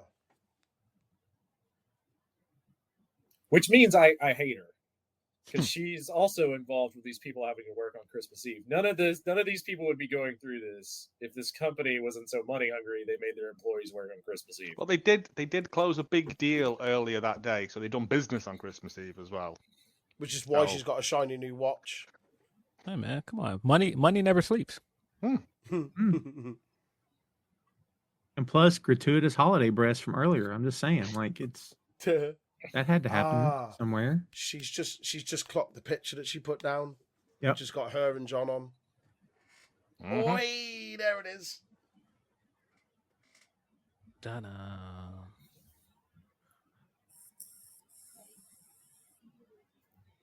I love how characters are cool in the face of absolute murder. Gennaro. Like, just very... This guy at any moment could kill you, but let's all be awesome. Cool as a cucumber. And calm. Well, she gave him her maiden name, right? Sure. Yeah. Because he was trying to figure out if it was McLean. But because he hasn't seen McLean yet, even if he looked at the picture, there'd be no point of reference because he doesn't know what McLean looks like.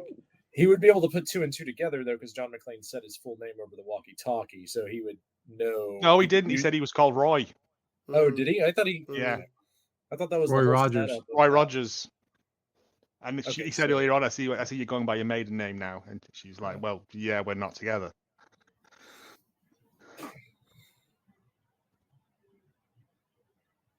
You know, Chris, to your point, had this party not happened, they would have broken in. Yeah, so it would have been an empty building. Took off. It'd have just been someone on the front desk, and that would have been it. Yeah, it's almost like they should have waited till tomorrow. But they needed Takagi for the login, which he didn't give them. So it's kind of a moot point at that. Yeah. And they killed Takagi anyway. Yeah, so... So they could have just waited until Christmas to do this break-in. Yeah. And it would have went a lot smoother for them. Yeah, listen. Once again, stop forcing people to work on Christmas Eve. This just goes...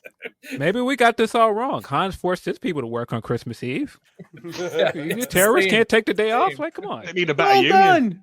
Done. Well done. We got the bats out here now. Well, I mean, if they just sent Batman, it would have been fine. And this, was this 88 we said, or 89? 88, I think. 88? They're a year short. It wouldn't have been Keaton. It would have been Adam West. Pure climbing West. Up Adam West climbing up the side of Nakatomi with the rope. Yeah. Germans are people too, Robin. Holy schnitzel, Batman. I don't know. I've got my C4 repellent. The Bat C4. Have you got the Bat C4, Robin? What a different movie that would have been. I'm telling you. It's had a JD Scrubs moment over here with that. I just want to hear, and that's the power of love right now. As he's standing there, you know what I mean? Kicks into the soundtrack. I just watched Chopping Mall this week. So I don't know. What? Did you say Chopping Mall? Oh. You wouldn't be. So no, yeah. So no. Teenagers get stuck in a mall while new security robots go haywire. Ah, that makes sense. It's short. Is the only thing I can say about it. It's something. Mercifully. It's something. So we got SWAT going through the bushes. Hut. Yeah. And that dude right there, let's give him props. Yeah. He's been in every 80s. He was a thug in every 80s movie. Ollie Leong. Yeah. Al Leong, excuse me. It's also in True Lies, correct? I think so. Yeah. I'm pretty sure, yeah. Because he's in every one of them. Good for him, man. Typecast. I don't know how his story ended or if he's still with us, but I hope he he did well for himself because I mean, goodness knows he had enough credits to his name. He is still alive. He is 72 years old. Nice. Wow.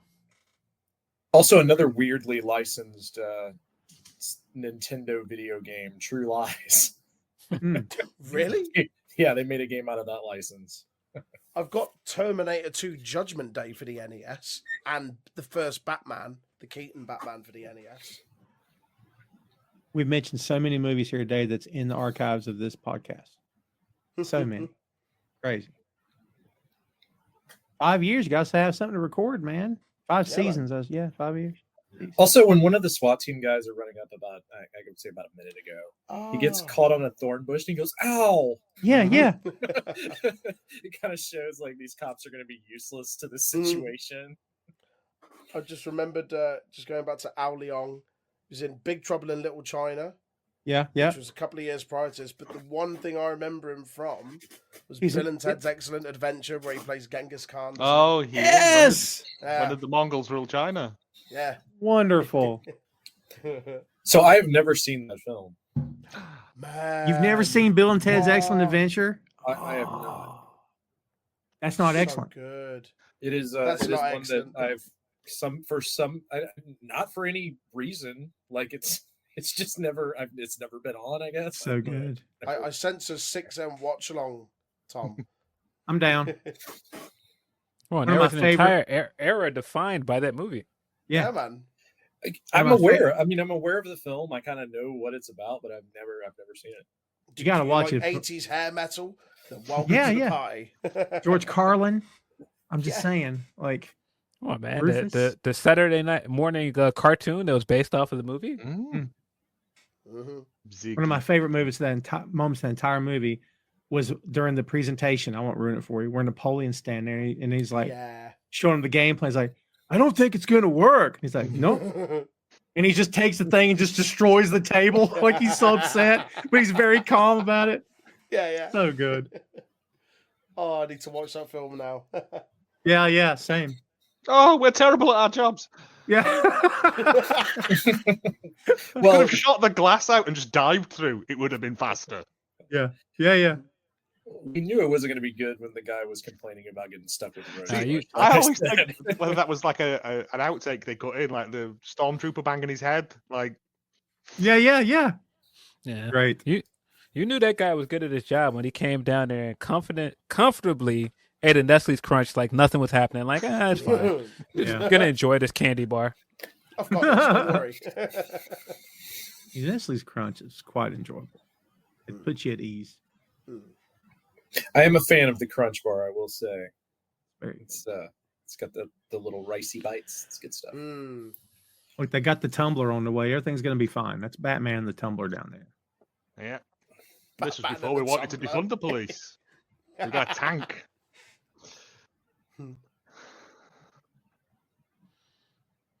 Hey, Scheiter. Schnell, put it here. Come on. The most German. Like, what is this, man? The most stereotypical German thing to yell out. Schnell.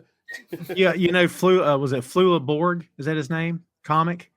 He's German. Oh, yeah. Right?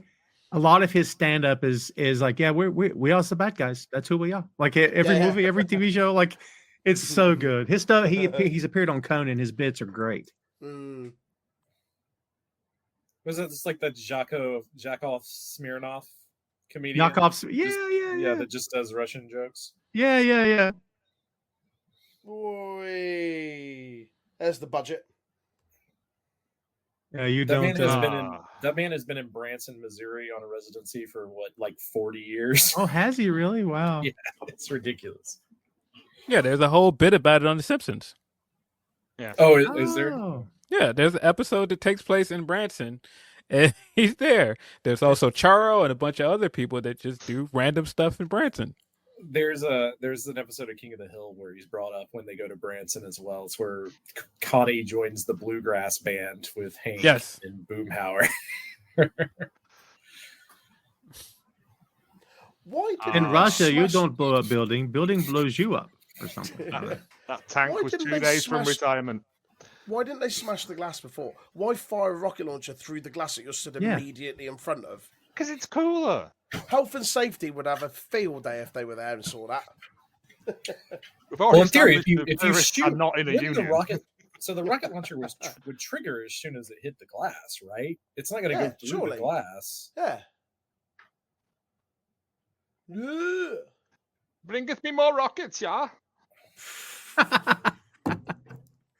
What is he concocting here? Has this ever been done on Mythbusters? What, the thing that he's constructing here? Yeah, his. That's. I don't know, but next time I'm in an argument, I'm going to call the guy jerkweed. That'll. It's not one you hear every day. It's like calling someone clown shoes. They don't know where to go from there. Clown shoes. Love that. Joe, you use that all the time. Yep. Absolute clown shoes. Marker kids. Warrant just busted in to tell Gruber, and Gruber just sat down, and there's smoke outside. There's your marker. Warrant busted in. Started singing Cherry Pie to everybody. Do you remember those VH1 like I Love the 80s where they had like the lead singer of that band talking about how much he hated that song and how it like made him want to kill himself? It's like the most depressing. Yikes. What's his name? I think I know his name. Don't tell me. I have no reason to know his name. Yeah, the rest of the album is super heavy metal. Like Uncle Tom's Cabin Really? is a super heavy metal album, and the label's like it doesn't have a single, and they didn't want to record it, and the drummer just did this like really crappy fill, and then Cherry Pie came from it. So the guy's like super depressed that he's went the rest of his career having to sing Cherry Pie. Remember Winger? Remember Winger? So Winger did an album in the 90s that nobody cared about because it was 90s. It was over, and it's great.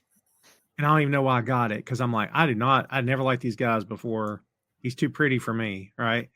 Man, it was really good, like solid. Yeah. The only thing I know about Winger is it's like the kid that Beavis and Butthead won't let hang out with him. He has a Winger shirt. He has a Winger.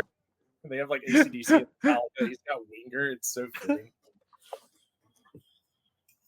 I've always thought the picture of Hans they showed on the news was hilarious because it makes him seem like the most peaceful, nice guy in the world. He's just a guy standing next to a coffee stand, got a nice head of hair. Like, what's wrong with this guy? Like, why is he the bad guy? He's very well versed in other people's education. He used to be a college dean. When making this film, cinematographer Jean de Bont got trapped in an elevator.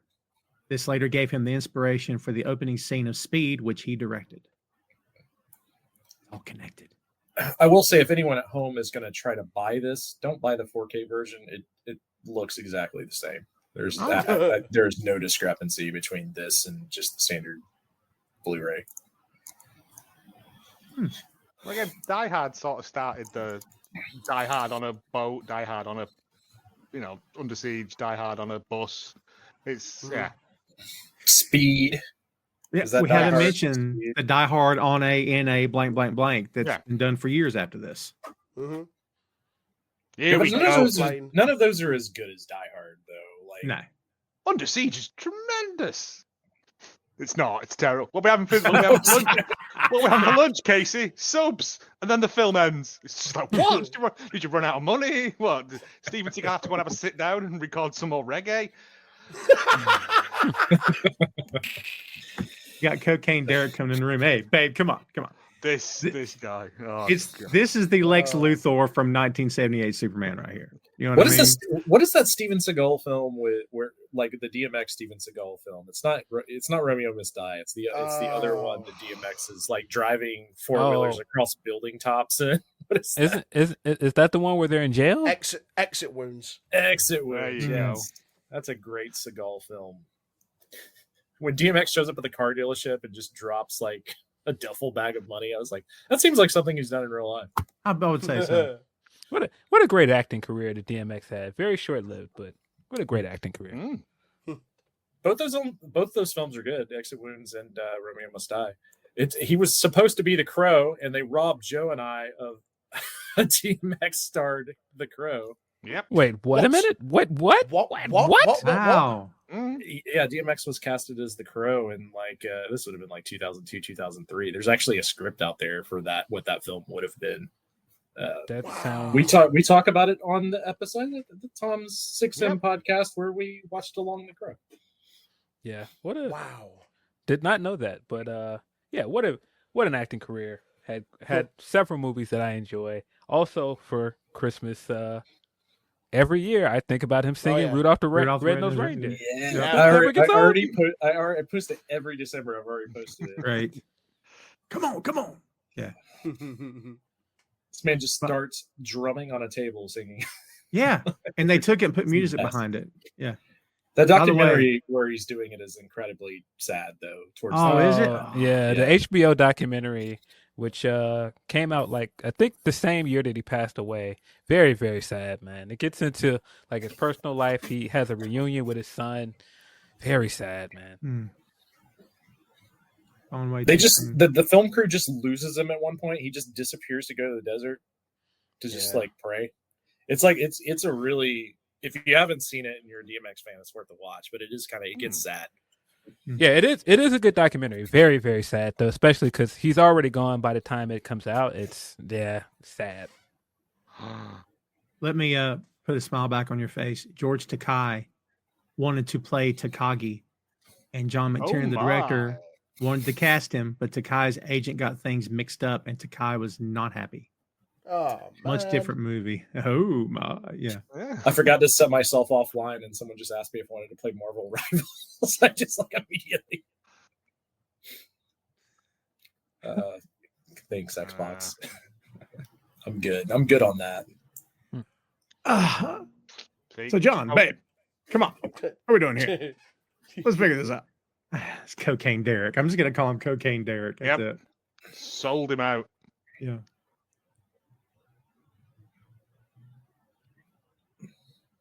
Come on. What are we doing? Telling you, it's Lex Luthor kissing up to General Zod. That's what this is. You know? This guy didn't get it bad enough in this film. After this, I'm like, something terrible should have happened to him. He wants Australia. Lex Luthor, ruler of Australia. Yeah. That's the best General Zod I've ever done. That wasn't bad. Why do you say such things to me? You know I will destroy you for it. You know I will kill you. Me? Lex Luthor? The greatest criminal mind of our time? Yeah. Kill me? Lex Luthor? And extinguish the greatest criminal mind of our lifetime? So while we're on the topic of Christmas, what is your most memorable present you got on Christmas? What is the one that you think of when you're like, for present I unwrapped? The NES. It's one of the earliest ones I can remember, and I still own that same one. Oh, wow. Probably. Go ahead. Probably either Sega Genesis or when Batman was the biggest thing in the world, and my parents just set all of the toys out. They weren't wrapped, and so it was the mansion and everything with the cave and everything, Batmobile, every Batman toy you could think of. What a spread! Amazing. Joe? I don't know. I've never really wanted stuff nothing. I mean, I got a SNES one year. That's the only thing I ever actually asked for, and the rest of it was just stuff I got. I'm incredibly difficult to buy for, apparently, because I'll just buy my own stuff as an adult man. Cocaine Derek has left the building. Yep. Oh, no. For me, it's the Star Wars Death Star playset, which means that movie came out in 1977, so it had to have been at least 1980 or something. Was it the cardboard one? No. Ooh. This was the real plastic, and it had the actual garbage compactor, and it had little blue pieces of foam that were supposed to have been the garbage, and a little thing that you could push the wall in. Yep. Like that. The UK only got the cardboard one that's worth a fortune, and we had it, and my mum sold it at a car boot for £2. Yep. Oh, man. Yeah. It was very heavily played with, but yeah. Funny enough, Phil and I have a very similar one because if we're talking about the same Bat Mansion, the one that like expanded open and it had the breakthrough glass at the top and the zip line. Yeah, it had the door that you opened up and it had the bat suit in it, and you could put a figure in it and turn the top of it, and Batman came out. Yeah, you got to have the Bruce Wayne figure and the Batman figure because you got to put them on both sides and spin it. Yeah, that one's up there for me too. That's probably, it's either that or the Super Nintendo with Street Fighter 2. I got the Super Nintendo and Street Fighter 2 one year, but those are the two that stand out in my mind as far as like when I was a kid, big time Christmas gifts. Nice.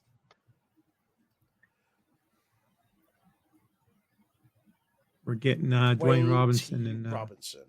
Al Powell have a little heat here because Powell's smart. Robinson's not smart. I don't wish to kill any more people. Sorry, I said I wouldn't do it. I don't wish to kill any more people.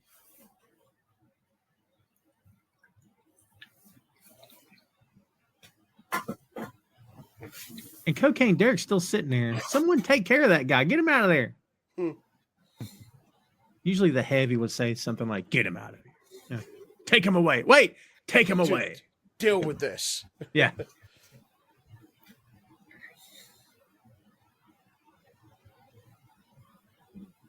It was very clever of them not to do.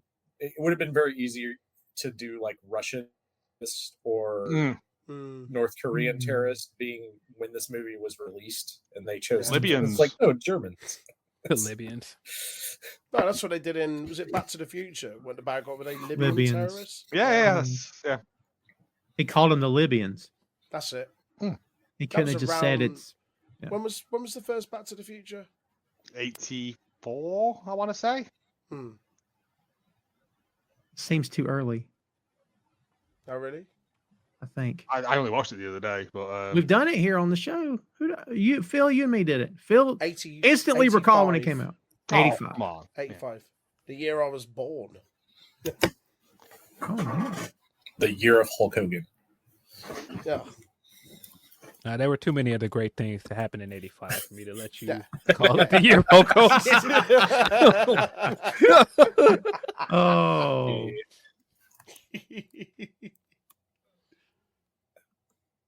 Well, 85 would have been the first WrestleMania, right? Yes. So 85 or 86? 85. 85. Right? So, yeah, the year of Hogan. Stop it. Didn't he just say not to do that? Yeah.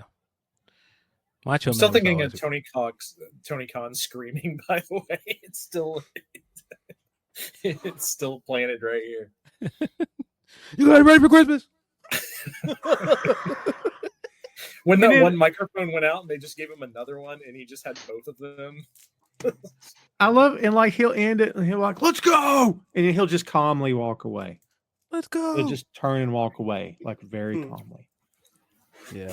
The last show I was at, he comes out and he's doing his usual. You guys happy with Dynamite? You guys ready for some collision tapings? And by then he goes, you guys going out tonight? I know you guys like that in Chicago. Oh, God. We're going to go eat. Here's where I like to go. Like he sits up, like takes like 10 minutes. Like, dude, wrap it up. I'm actually going to a collision taping here soon, and it's in Athens, Georgia. It's like where the University of Georgia is. But they built a new hockey arena that's going to be like an amateur hockey arena. So it'll be interesting to see because I think it's only like a 8,000 seat building. So be curious to see what that thing looks like. Because the last collision taping I went to here in Gwinnett, which is about 30 minutes outside of Atlanta, I think there was maybe like 2,000 people there. So, wow. They are. This guy. That. Yes. In fact, both of them. Both of them. So I know the one guy, the one in the front, I can never remember his name, but his partner, Grand Bush is his name. Grand L. Bush. Because remember, wasn't he in Hollywood Shuffle? And God, he was in maybe not, but he's usually he was in a bunch of stuff during that time. Grand L. Bush. His name's always stayed with me. So to go back to this, is this a Christmas movie? Someone spray painted Merry and didn't finish it on the side of that ventilation system. So there you go. Even they acknowledge. Hey. But there's no Mogwai, so they're wrong still. That's his name. The Special Agent Johnson or whatever he's called. Robert Davi. That's the actor. What is it? Robert Davi or Davy. You know, dude, that guy. The face of a villain, right? He's in The Goonies, License to Kill, Yep. Raw Deal. Yeah. It's in Expendables 3. He was. Look up Grand Bush's stuff, man. My goodness, he had a lot of credits, man. By the way, this scene between Gruber and McClane improvised because they wanted it to feel more real. Really? Very cool. Was this the first time they'd actually seen each other on set, or am I making that up? No, but that would have been awesome. Okay. I don't think it was, but I can't swear it. I don't have it in front of me that that's the case. It was unrehearsed, not improvised. Excuse me. It was unrehearsed. Want to stay alive? Stay with me. That's in the game. Remember that little bit of dialogue? Look, his hair's combed itself. Who? Pals?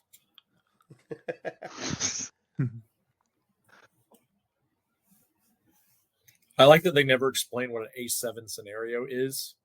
Nah, you just meant to know. It's the size of paper. It's either really big or really small, yeah. It's like a stamp. Here's a bit of trivia that no one here knows. No way you know this. It's odd. Bruce Willis and Demi Moore tied the knot at the Gold Nugget Hotel in Las Vegas during the shoot of this movie. Moore having recently broken her engagement to Emilio Estevez. Little Richard presided over the ceremony, and former Brat Pack member Ali Sheedy was a bridesmaid. Little Richard, man, that's awesome. He was a reverend, wasn't he? Yeah. Why is Ali Sheedy considered a former member of the Brat Pack? Did they break up? Question. They broke up. I've just realised where I recognise. Is it Grand Al Bush? Yes. The police guy. He played Balrog in the Street Fighter movie. Oh. Correct. Lots of Street Fighter tie-back-ins here. A lot of Street Fighter references here. We did cover it on Hallmark Greatness. A lot of cocaine talk. Copious amounts of cocaine during the making of that movie. A lot of massages. A lot of Jean-Claude Van Damme trapping Kylie Minogue in a hotel room for 3 days. Yep. Apparently, the cast were getting massages constantly during the making of that film. The terms copious amount only ever describes cocaine, I believe. I believe it was like 30% of the budget went on gear. Yeah, that checks out. I've seen that movie. It's brilliant. It's not. It's something. There's one for you though. If you can get a copy of Street Fighter, the movie, the game. Oh, that's stinky. Street Fighter, the movie, the game. What? Yeah, it's Street Fighter 2, but they motion captured all the actors as the characters. Like Mortal Kombat, Pit Fighter, that sort of stuff, yeah. If you're a fighting game fan, you'll like it because it has some weird things in it. Like you can do endless combos in that game. Nice. Like E Honda is pretty insane in that game as a character to play with. 100 hand slap. And then who's the other? Not Ryu or Ken. Akuma. Akuma's character in that game is like pretty much unbeatable if you learn any of his moves. So Gruber is pointing the gun at John. John's saying, well, Hans. Put it down. Put it down. That's great. Put the cookie down. Are you eating everyone's lunches? Stop it. Stop. When he's got that kid and then he looks and then just drops the kid, that's the funniest thing ever. Stop it. It's great. That movie's underrated, dude. I'm telling you. It's really not. I watched it the other day. Shut up. It's not. Who's I your remember the dad and villain. what does he do? The ex-husband, Richard Tyson. I remember that name because he was the bully in 3 O'clock High. All right, McClane just opened fire on Winger here. So Tell the kids there'll be no reunion this year. yeah, This is gonna sound out of place, but rest in peace, James Earl Jones, because all the Schwarzenegger is just making me think of Conan. Specifically, when James Earl Jones' character shoots the snake into that girl's heart. It's like one of the best kill scenes. Yeah. and didn't they work it out like somehow that Vader he will be the only actor to ever do Vader's voice. Somehow they've got his. I mean, I guess with digital technology they can make it happen. They mimicked his. I don't know how to explain it. You guys know what I mean. Yeah. Yes. Don't like that. Dang. James Earl Jones, another guy who is no longer with us. Rest in peace. Yep. Yep. What was this year, wasn't it? It was. Like a few months ago, yeah. Dude, it's like you've seen Space Cowboys. I really enjoy Space Cowboys. And like through the whole movie, as they're going back to NASA, they're asking about, I remember that guy. How's he doing? He's dead. And it just keeps happening throughout the movie. We're like, you realize a lot of people that we knew are dead now? It's like, yeah. That's how old we are, man. A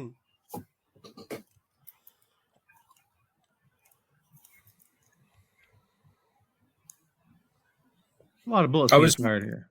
I was really disappointed when I found out that movie wasn't a documentary about Steve Miller. I got that. Yeah.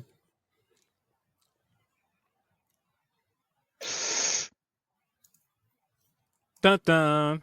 Yep. Where do you get these flashbang grenades that are just shaped like hockey pucks, by the way? Yeah. There's a villain surplus store in Germany. And yeah. The villain surplus store.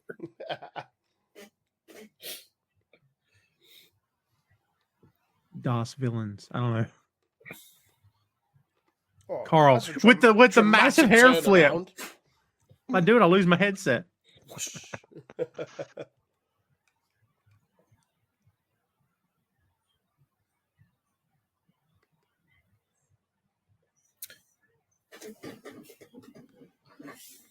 That's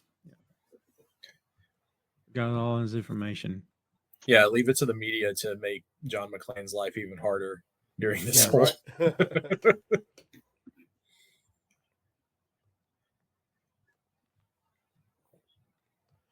Mm-hmm. I could never wear like a zip up hoodie with no shirt underneath. That'd be so damn itchy. It's very coarse on the skin, like sand. You ever want a sweater with no shirt on underneath? I can't do that. Yeah, that's why he's so angry. He's just super uncomfortable. Well, his hair's gorgeous, but that part he's got, but the wardrobe he's not got it yet. I swear that vest keeps changing colour. It was like a grey colour when he was talking to Hans, and now it's back to khaki green. It definitely keeps changing. Gruesome with the feet. Oh, Jeez. the state of his feet. Ugh. Yeah. In the Dexter's Lab parody of Die Hard is Dexter running across potato chips and ketchup packets on the floor. I love Dexter's Lab. You're stupid. By the way, you are stupid. I didn't realize this. Hans Gruber is also the name of an adversary in Our Man Flint from '66, starring James Coburn. Oh, nice.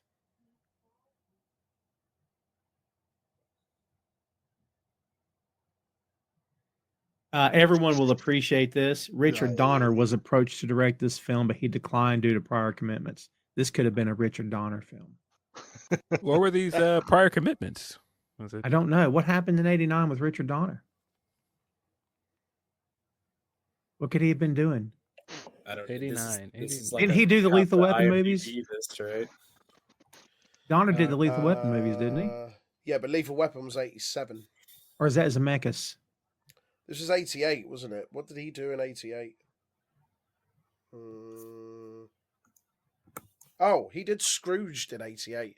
Oh, I thought it man. was. That's what I was sitting trying to Yeah. remember. That's what it Oh, was. I thought you were setting it up for a bit. I was Oh, sitting trying to God. remember. I'm pretty sure that's what it was. Yep, he was like, nah, I could have went directed Bruce Willis, iconic action movie. No, I'm gonna make this weird Christmas movie with Bill Murray. Bill Murray and end up being pretty unhappy by the end of it. Mad the That's whole Bill Murray. time. They're just making Yeah. him shout constantly. Mad the whole time was Bill Murray. Yeah.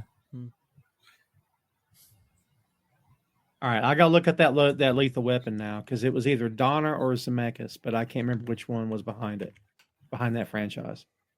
Well, Lethal Weapon, the first one, '87, is same guy.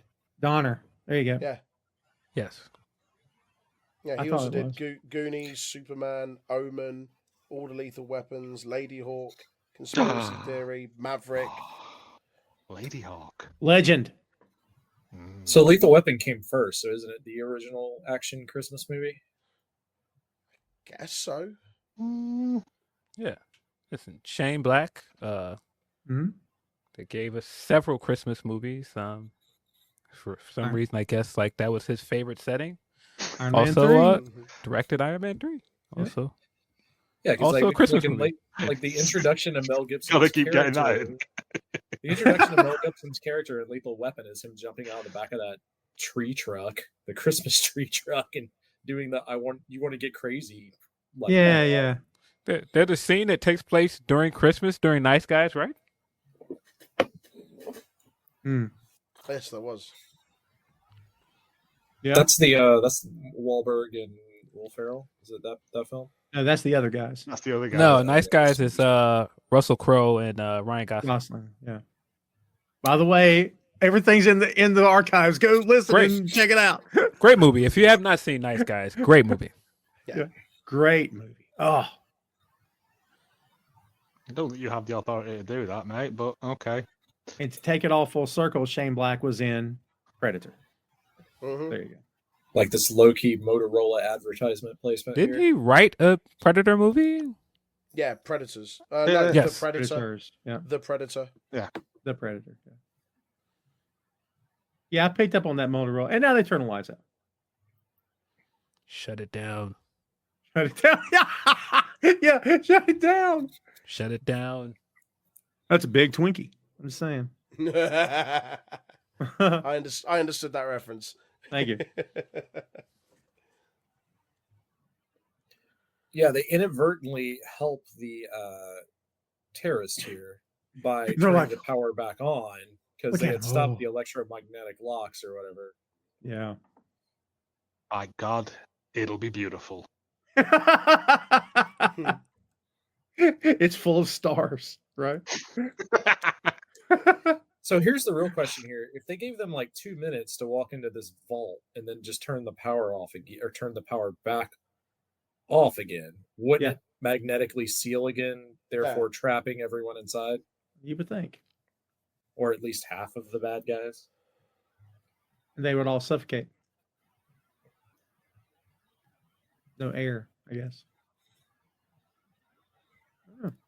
I mean, surely all this would be insured.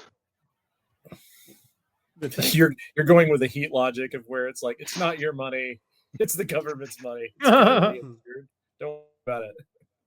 They've insured what they know about, but how much of that maybe this guy wasn't supposed to have, perhaps? I don't know. Did we establish that Takagi was on the up and up as a businessman or no? I don't I know. think he was. Yeah, I don't. I mean, he employed Cocaine Derek. Oh, that's fair. He needed a good sales guy, man. Yeah, but he's a loose cannon. That shifty guy. You ever known somebody like that in real life? That shifty, hey, come on. What are we talking about? Huh? Come on, let's go. Hey, like I've never in my life, I don't think I've ever physically been in the room with somebody like, yeah, that dude's doing cocaine. Wow. Maybe. I don't know. Oh yeah. It's just, I- are you just saying have you ever met people that do cocaine? No. Yeah. Oh no. I've been in a room with somebody that's very shifty and fidgety. Shifty. Also, been in a room when somebody took a bump of cocaine, which was one of the wildest things I've ever seen. Like, all right, that's a thing that happened. Cool. Dang, was it Derek? No, What, just out in public? just in the middle of the room. Just took a bump of cocaine. There was I will not Take name some the chutzpah, bar, doesn't but- it? Some hot spot. I'll be nice and not name the bar, but there was a bar I went to that had like people doing cocaine in the bathroom all the time that I used to play open mics at. So, that's a common thing still. See, we used to, when I had my pub, we used to spray the tops of the toilets with WD-40 and leave it to dry. Mm-hmm. And then if anyone powders on that and snorts it, it just burns their eyes out, basically. So it's perfectly legal. I asked the police and they said, yeah, it's fine. It's a cleaning solvent. And I was like, thank you. It's all I needed to know. Yeah, they stopped doing it. Remember the stories of Jordan first getting to the Bulls, and he said the entire locker room was doing cocaine at like in the hotel party and stuff, and he's like, Quote, a cocaine circus. yeah. Cocaine Like, I'm just here to play ball. What's all this stuff? Yeah. Yeah. Sounds like a Roger Corbin filled cocaine circus. I'm there for that. I want to see that. So McLean is saying she heard me say I love you 1,000 times. She never heard me say I'm sorry. John figures he's not getting out of this one alive, kids. There shall be no part 2 and 3 and 4. Or however many there were. 5? 5, I think. Yeah. I think I stopped after 3. Yeah. Yeah, I'm Definitely stopped 100% sure I have not seen all 5. I saw parts of Live Free and Die Hard because it used to come on like Sci-Fi and TNT all the time. Back when people used to have cable. Remember that? I mean, they are all on Disney Plus if that's how you want to live your life. Yeah. Christmas, do what you want, I guess. You want to be unhappy, go ahead. Well, doesn't the second one take place at Christmas as well? But it's in an airport, Mhm. I think. Yeah. And then the third one's just him and Samuel L. Jackson running around. Run around New York. I think the fourth one, doesn't he ramp the a shot car at into a helicopter at some point? Yeah. And in the fifth one, he's a werewolf. Yes, that's it. That's it. Exactly that. I would actually watch that. That would be good, wouldn't it? John McClane gets bitten in London. Now he's a werewolf. Werewolves in London Part 2 Die Hard. Die Hard in London. I don't know. Nah. He would have said all of that. I'd been like, bro, I don't care what you said. You are not coming in here with those cameras, bro. If you don't get out of here, you are not coming in this house with them cameras.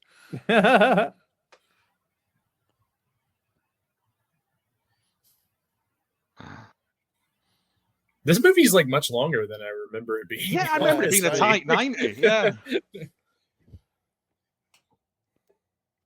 Not in a bad way. I mean, it's just for whatever reason in my memory, I thought this was like an hour 20 or something.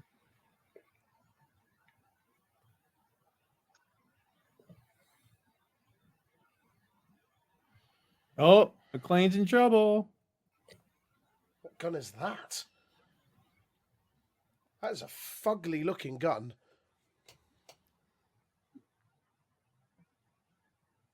It also switched between the first scene. It's like a tan color in the first scene that he has it, and then later on it's not. So I don't know if he switched guns at some point, but it is not the same gun he had at the beginning.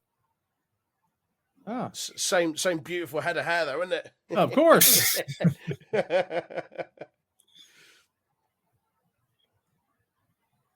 Doesn't he also fight a massive German at the end of the third one as well? He does, yeah. With Jeremy's iron. Yeah. Han's brother. Yeah. Simon Gruber. Simon Gruber. That's it. Yes. Sorry, I interrupted you a second, Chris. Were you about to say something? Oh, I was just gonna make it Paulie Dangerous alliance joke, but it's fine. It's all right. I'm here for it. I'm here for it.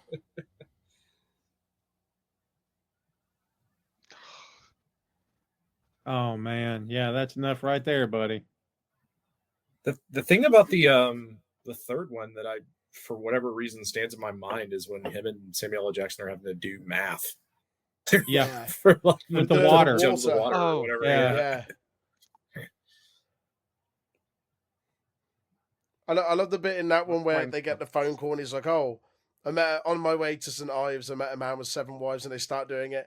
And he's about to give the answer. He's like, "No, you're wrong." He was just like, it starts off with "on my way." He was just like, he's like, "So where's everyone else going?" He's like, "I don't know." He's just like, I can't remember what he says. And like both Sam Jackson and the German villain are both like, "You can't leave that bomb there. There could be kids, man." Even the German guy said it too. Right? Can't leave that there. There might be some kid could find it.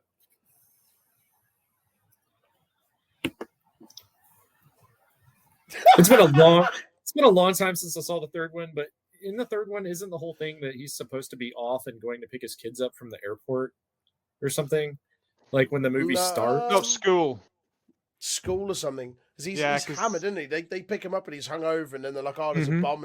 There's a bomb going off somewhere. You've been asked to be there," and they send him to Harlem, don't they? They swear the big sign. Yeah. Sign that says something very inappropriate. Yeah. Unless you watch the made-for-TV version where it says "I hate everyone." Oh, really? Is it? Yeah, which is no way. just rather nihilistic, really. Like, I'd be like, "Oh, right, yeah, me too." Yeah. But he's like, but they make him naked underneath, except for the sign, right? Like, isn't that? Yep. Yeah, No, he's not naked. I thought that was the whole thing. I don't think he's naked. Maybe he is. McLeod, I have some news for you. Yeah, apparently I'm just writing like the third one in my mind way different than what happened. Oh, right on the Yes. shoulder. That was a good looking practical effect for a gunshot. I'll give you credit on that. There. Oh, this guy's the Terminator. Look at him. You can't kill me.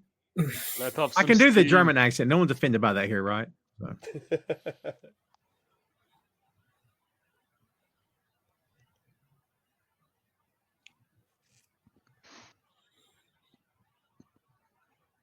So they've already gotten the loot. Shouldn't they already be gone by now? Like, I would think. Yeah, wasn't that, well, they're waiting for the helicopter on the roof or whatever. Isn't that supposed to be? I can't remember. And these are all because we talk so much because we have fun doing this. Are these bonds? What are these again? Because I don't remember. Yeah, I think they're bonds. Yeah. What country? $20,000 bonds. I guess the country. But cool. We'll cash them in. I guess it wouldn't matter. You don't have to prove ownership. I love that Gruber's throwing all this stuff in a bag, and she throws that line out, "You're nothing but a common thief." He like lunges in her face, like, No.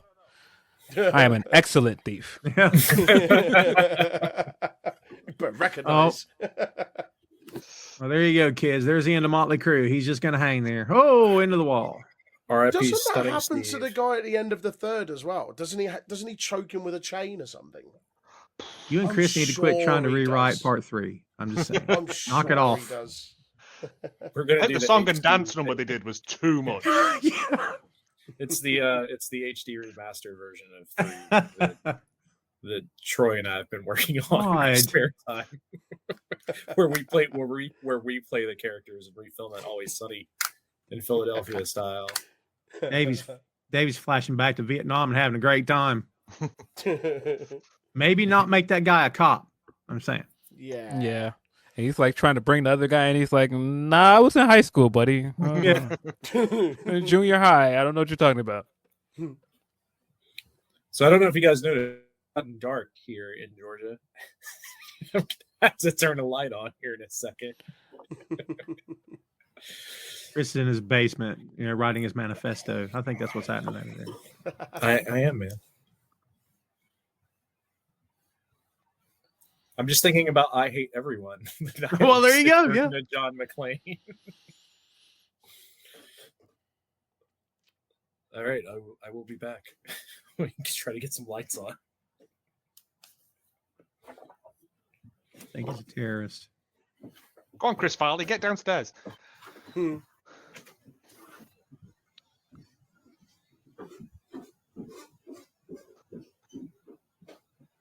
By the way, with the cops, Nail that sucker. They opened fire with civilians, right? I guess they would. They did. So the reason for shooting him is because he was firing near civilians. So in turn, they fire at him right next to civilians. Yeah. Good one. This is just like Saigon. Yeah, well, movie Oh, cop man. logic as well.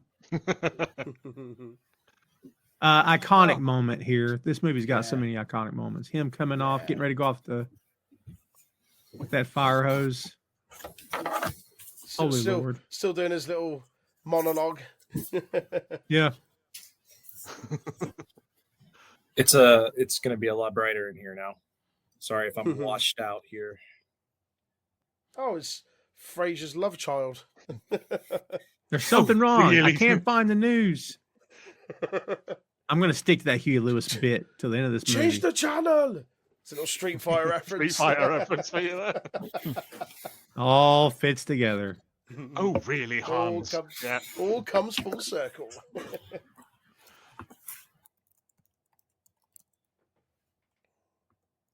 For me, it was just a Tuesday. I love that line. There went the tower. It's like the only redeemable thing in that entire movie is the performance of I can't think of the actor's name. Raj Julia in Bison. That's great. That was his last role as well before he died. Yep. Ooh, look at those feet, dude. Yikes. Ugh. Yeah. Tier 2 animated film though, that's pretty good. So if you just want a Street Fighter film, that's the one. Oh yeah. And then he's laying there and then realizes, oh crap.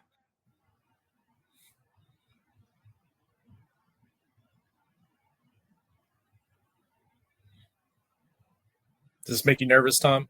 A little bit. It depends if the camera goes over the side, then I'm out. No, we're okay. We're okay. All right, we're good. What was the fog machine budget in this film, by the way? High. It was high. Yeah. What was a higher budget, the fog machine on this movie or the entire run of Undertaker? What do you think was higher? The fog. Of what now? What do you think more money was spent on, the fog in this machine or like the first year of Undertaker? Oh, that's a good question. We're going to need some more FBI guys, I guess. We're really terrible at our job. Yeah. Hey, it wasn't our guys that got him, all right? We're good. Well, we're good. Hey, the FBI guys, let's kill him. So other than like turning the power on and off, these police officers have been basically useless, right? They've done so nothing. Far. Sweet FA. If anything, they're going to take than they've caused. Yeah. You know that they all took credit for this too. Like as soon as this movie's over, they're like, "Yeah, well, the negotiation went well. The building's on fire behind them."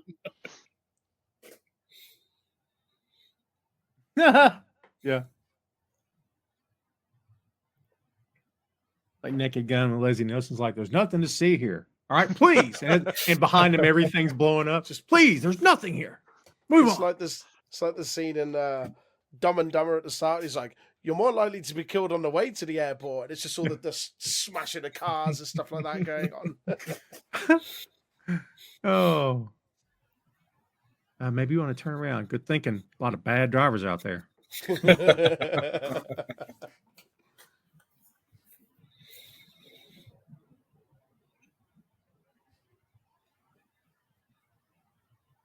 I wonder where this. I wonder if this limo is in someone's possession. Like who owns this thing? Phil, you and I did a movie. What movie did we do that connected to Die Hard? The gun that McClane is using in this movie was used in this other movie. Was it Lethal Weapon we did? What movie was it that we did? I believe it was Lethal Weapon. Yeah. The handgun that he's using was used in Lethal Weapon. Allez, vite, maintenant.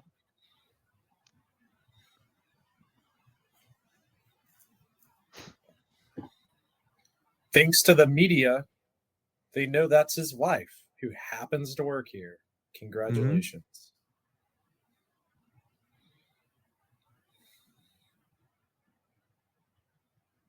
Huey Lewis made it to the end. That's impressive. Just saying. He's still with us. That's the power of love. That's the power of love. Brought it home. Brought it home. Oh, man. Bruce Willis has an incredible voice, like tone wise. I wish I kind of talked like Bruce Willis. That'd be fun. Then you wonder, like I worked in tech support at one point, what those phone calls would be like.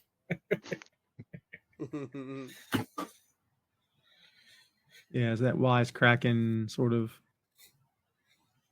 It's too late in the game to be asking deep questions, but like, I think maybe I'm not going to ask if he was the first because that's a whole other thing. But maybe Bruce Willis was the best, like wisecracking hero in movies like this. Maybe. Again, I think it's one of the ones where it's not like James Bondy style. Let off some steam. Yeah, it's not that kind of. No, yeah. You know, you've got red on you. Yeah. It's more just a constant stream of consciousness sort of thing. He's narrating his own actions and that. I mean, Eastwood was kind of a wisecracker, just in a different way. Yep. By the way, Eastwood owned the rights to the book this movie was based on, and he wanted to do the movie but never did. Oh wow! Yeah. Well, his first, like his directorial debut was like what, Unforgiven, which would have been 93, 92, 93. Yeah. That movie's brilliant. That's a It great is. movie. Wow. So maybe he did the right thing. Gun on the back. Yep. Get ready. Bam. Huey Lewis just it's over. You gotta love the happy trails. Another iconic moment coming up, kids. And I'm sure everyone here knows the story behind this. There's a green screen behind, or whatever it was they were using. They were going to drop Alan Rickman, and they were holding on to him. And they said, we're going to count you at the drop of 3. And they counted out loud and dropped him on 2. So when you see his face, he's truly surprised. Genuine shock. And they did it on purpose. So there you go. That's the take from when they did it. Yeah. As if. Yeah. Ha! I didn't know that. That's awesome. No, I didn't. Smart. That's really cool. Yeah. Really, Yeah, really he cool. only fell something like a couple of meters, but that's why the camera cuts away. Because they had to film it at incredibly high speeds, and the technology at the time didn't allow them to pull focus fast enough to keep up with it. Dead. Yeah.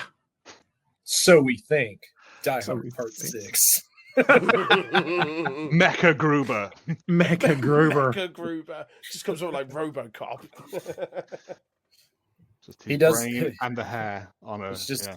it's AI Alan Rickman's voice, but Kevin Nash is Mecha Gruber. That's a horrible, twisted death metal version trying right to- there. I was trying to fit in something with Teenage Mutant Ninja Turtles because of Phil's Christmas sweater. Might as well get There you Super go. Shredder in here.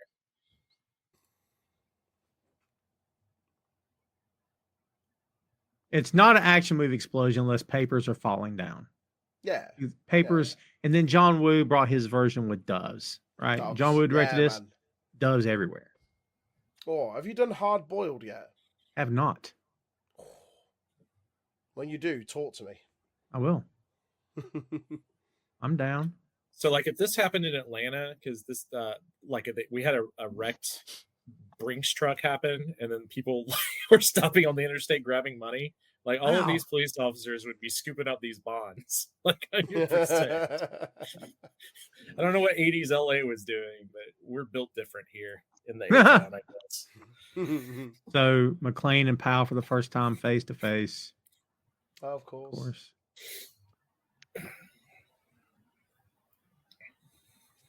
It's just that old man wandering around in the background. And a newsie. Yeah, Thornburg, the reporter, his moment of clarity is about to arrive.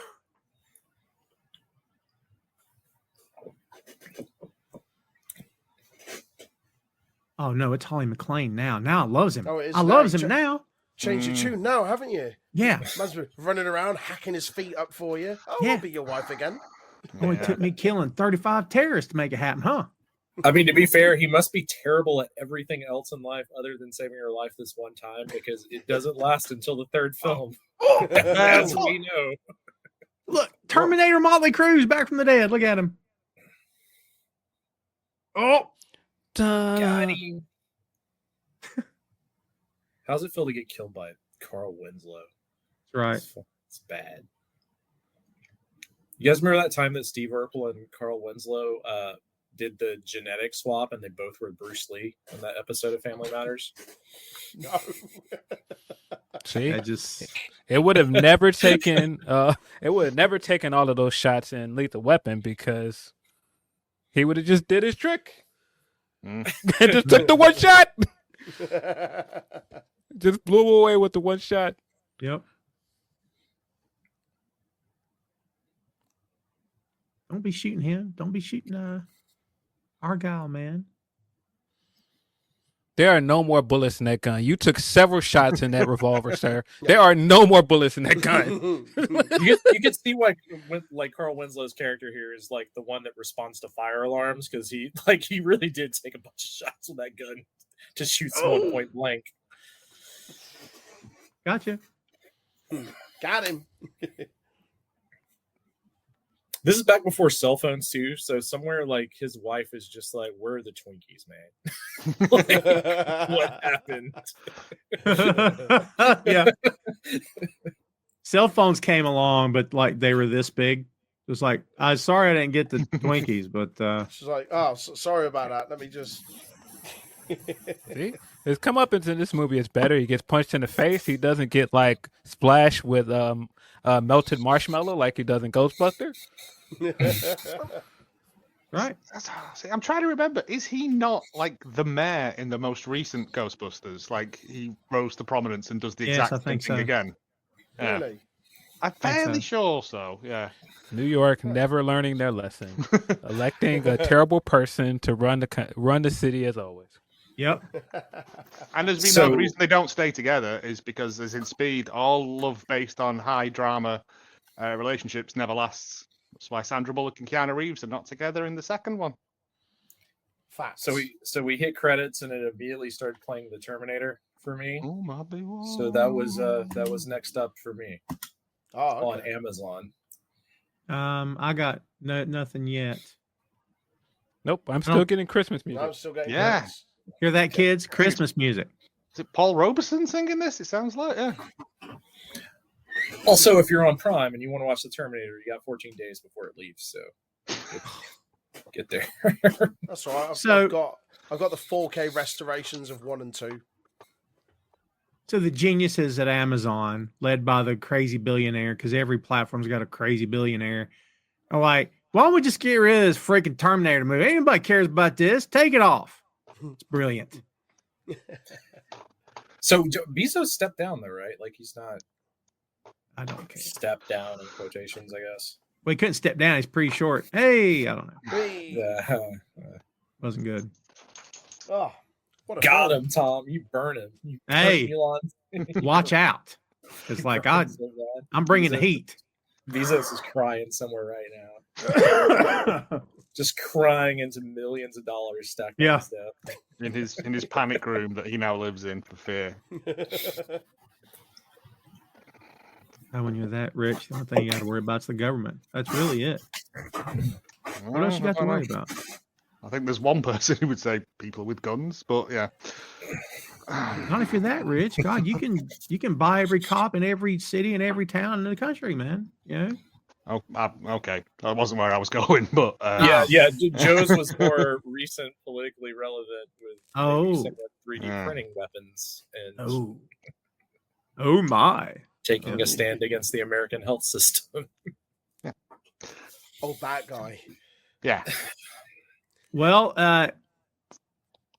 kids, hope you enjoyed it. There's the Die Hard for you. Knocked it out.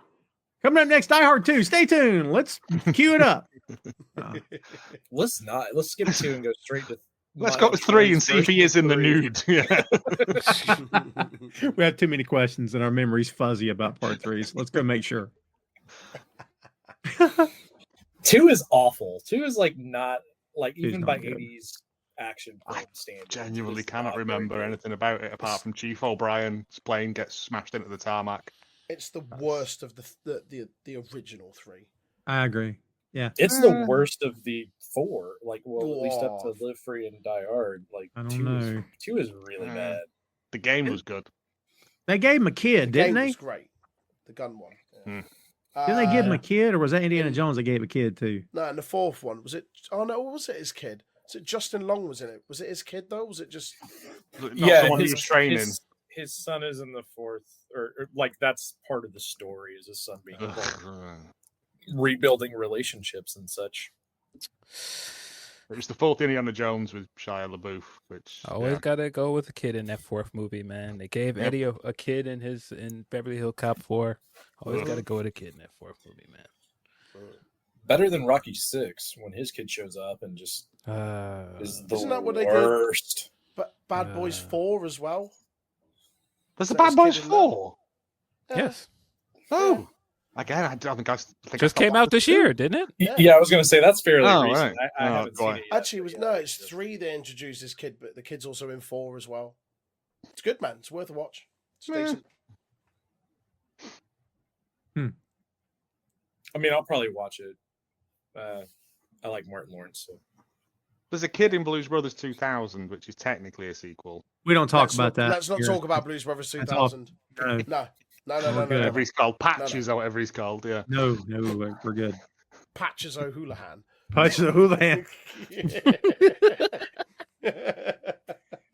Because we did dodgeball. What's his Hank Azaria? Dodge, duck, dip, dive, and Dive and dodge. dodge. Because he couldn't think of a fifth. I'm telling you, he couldn't think of a fifth once he's doing it. Great. Is his wife in Die Hard 2? Because the thumbnail that it's brought up for me has both of them, I think she's in part 2, but not 3.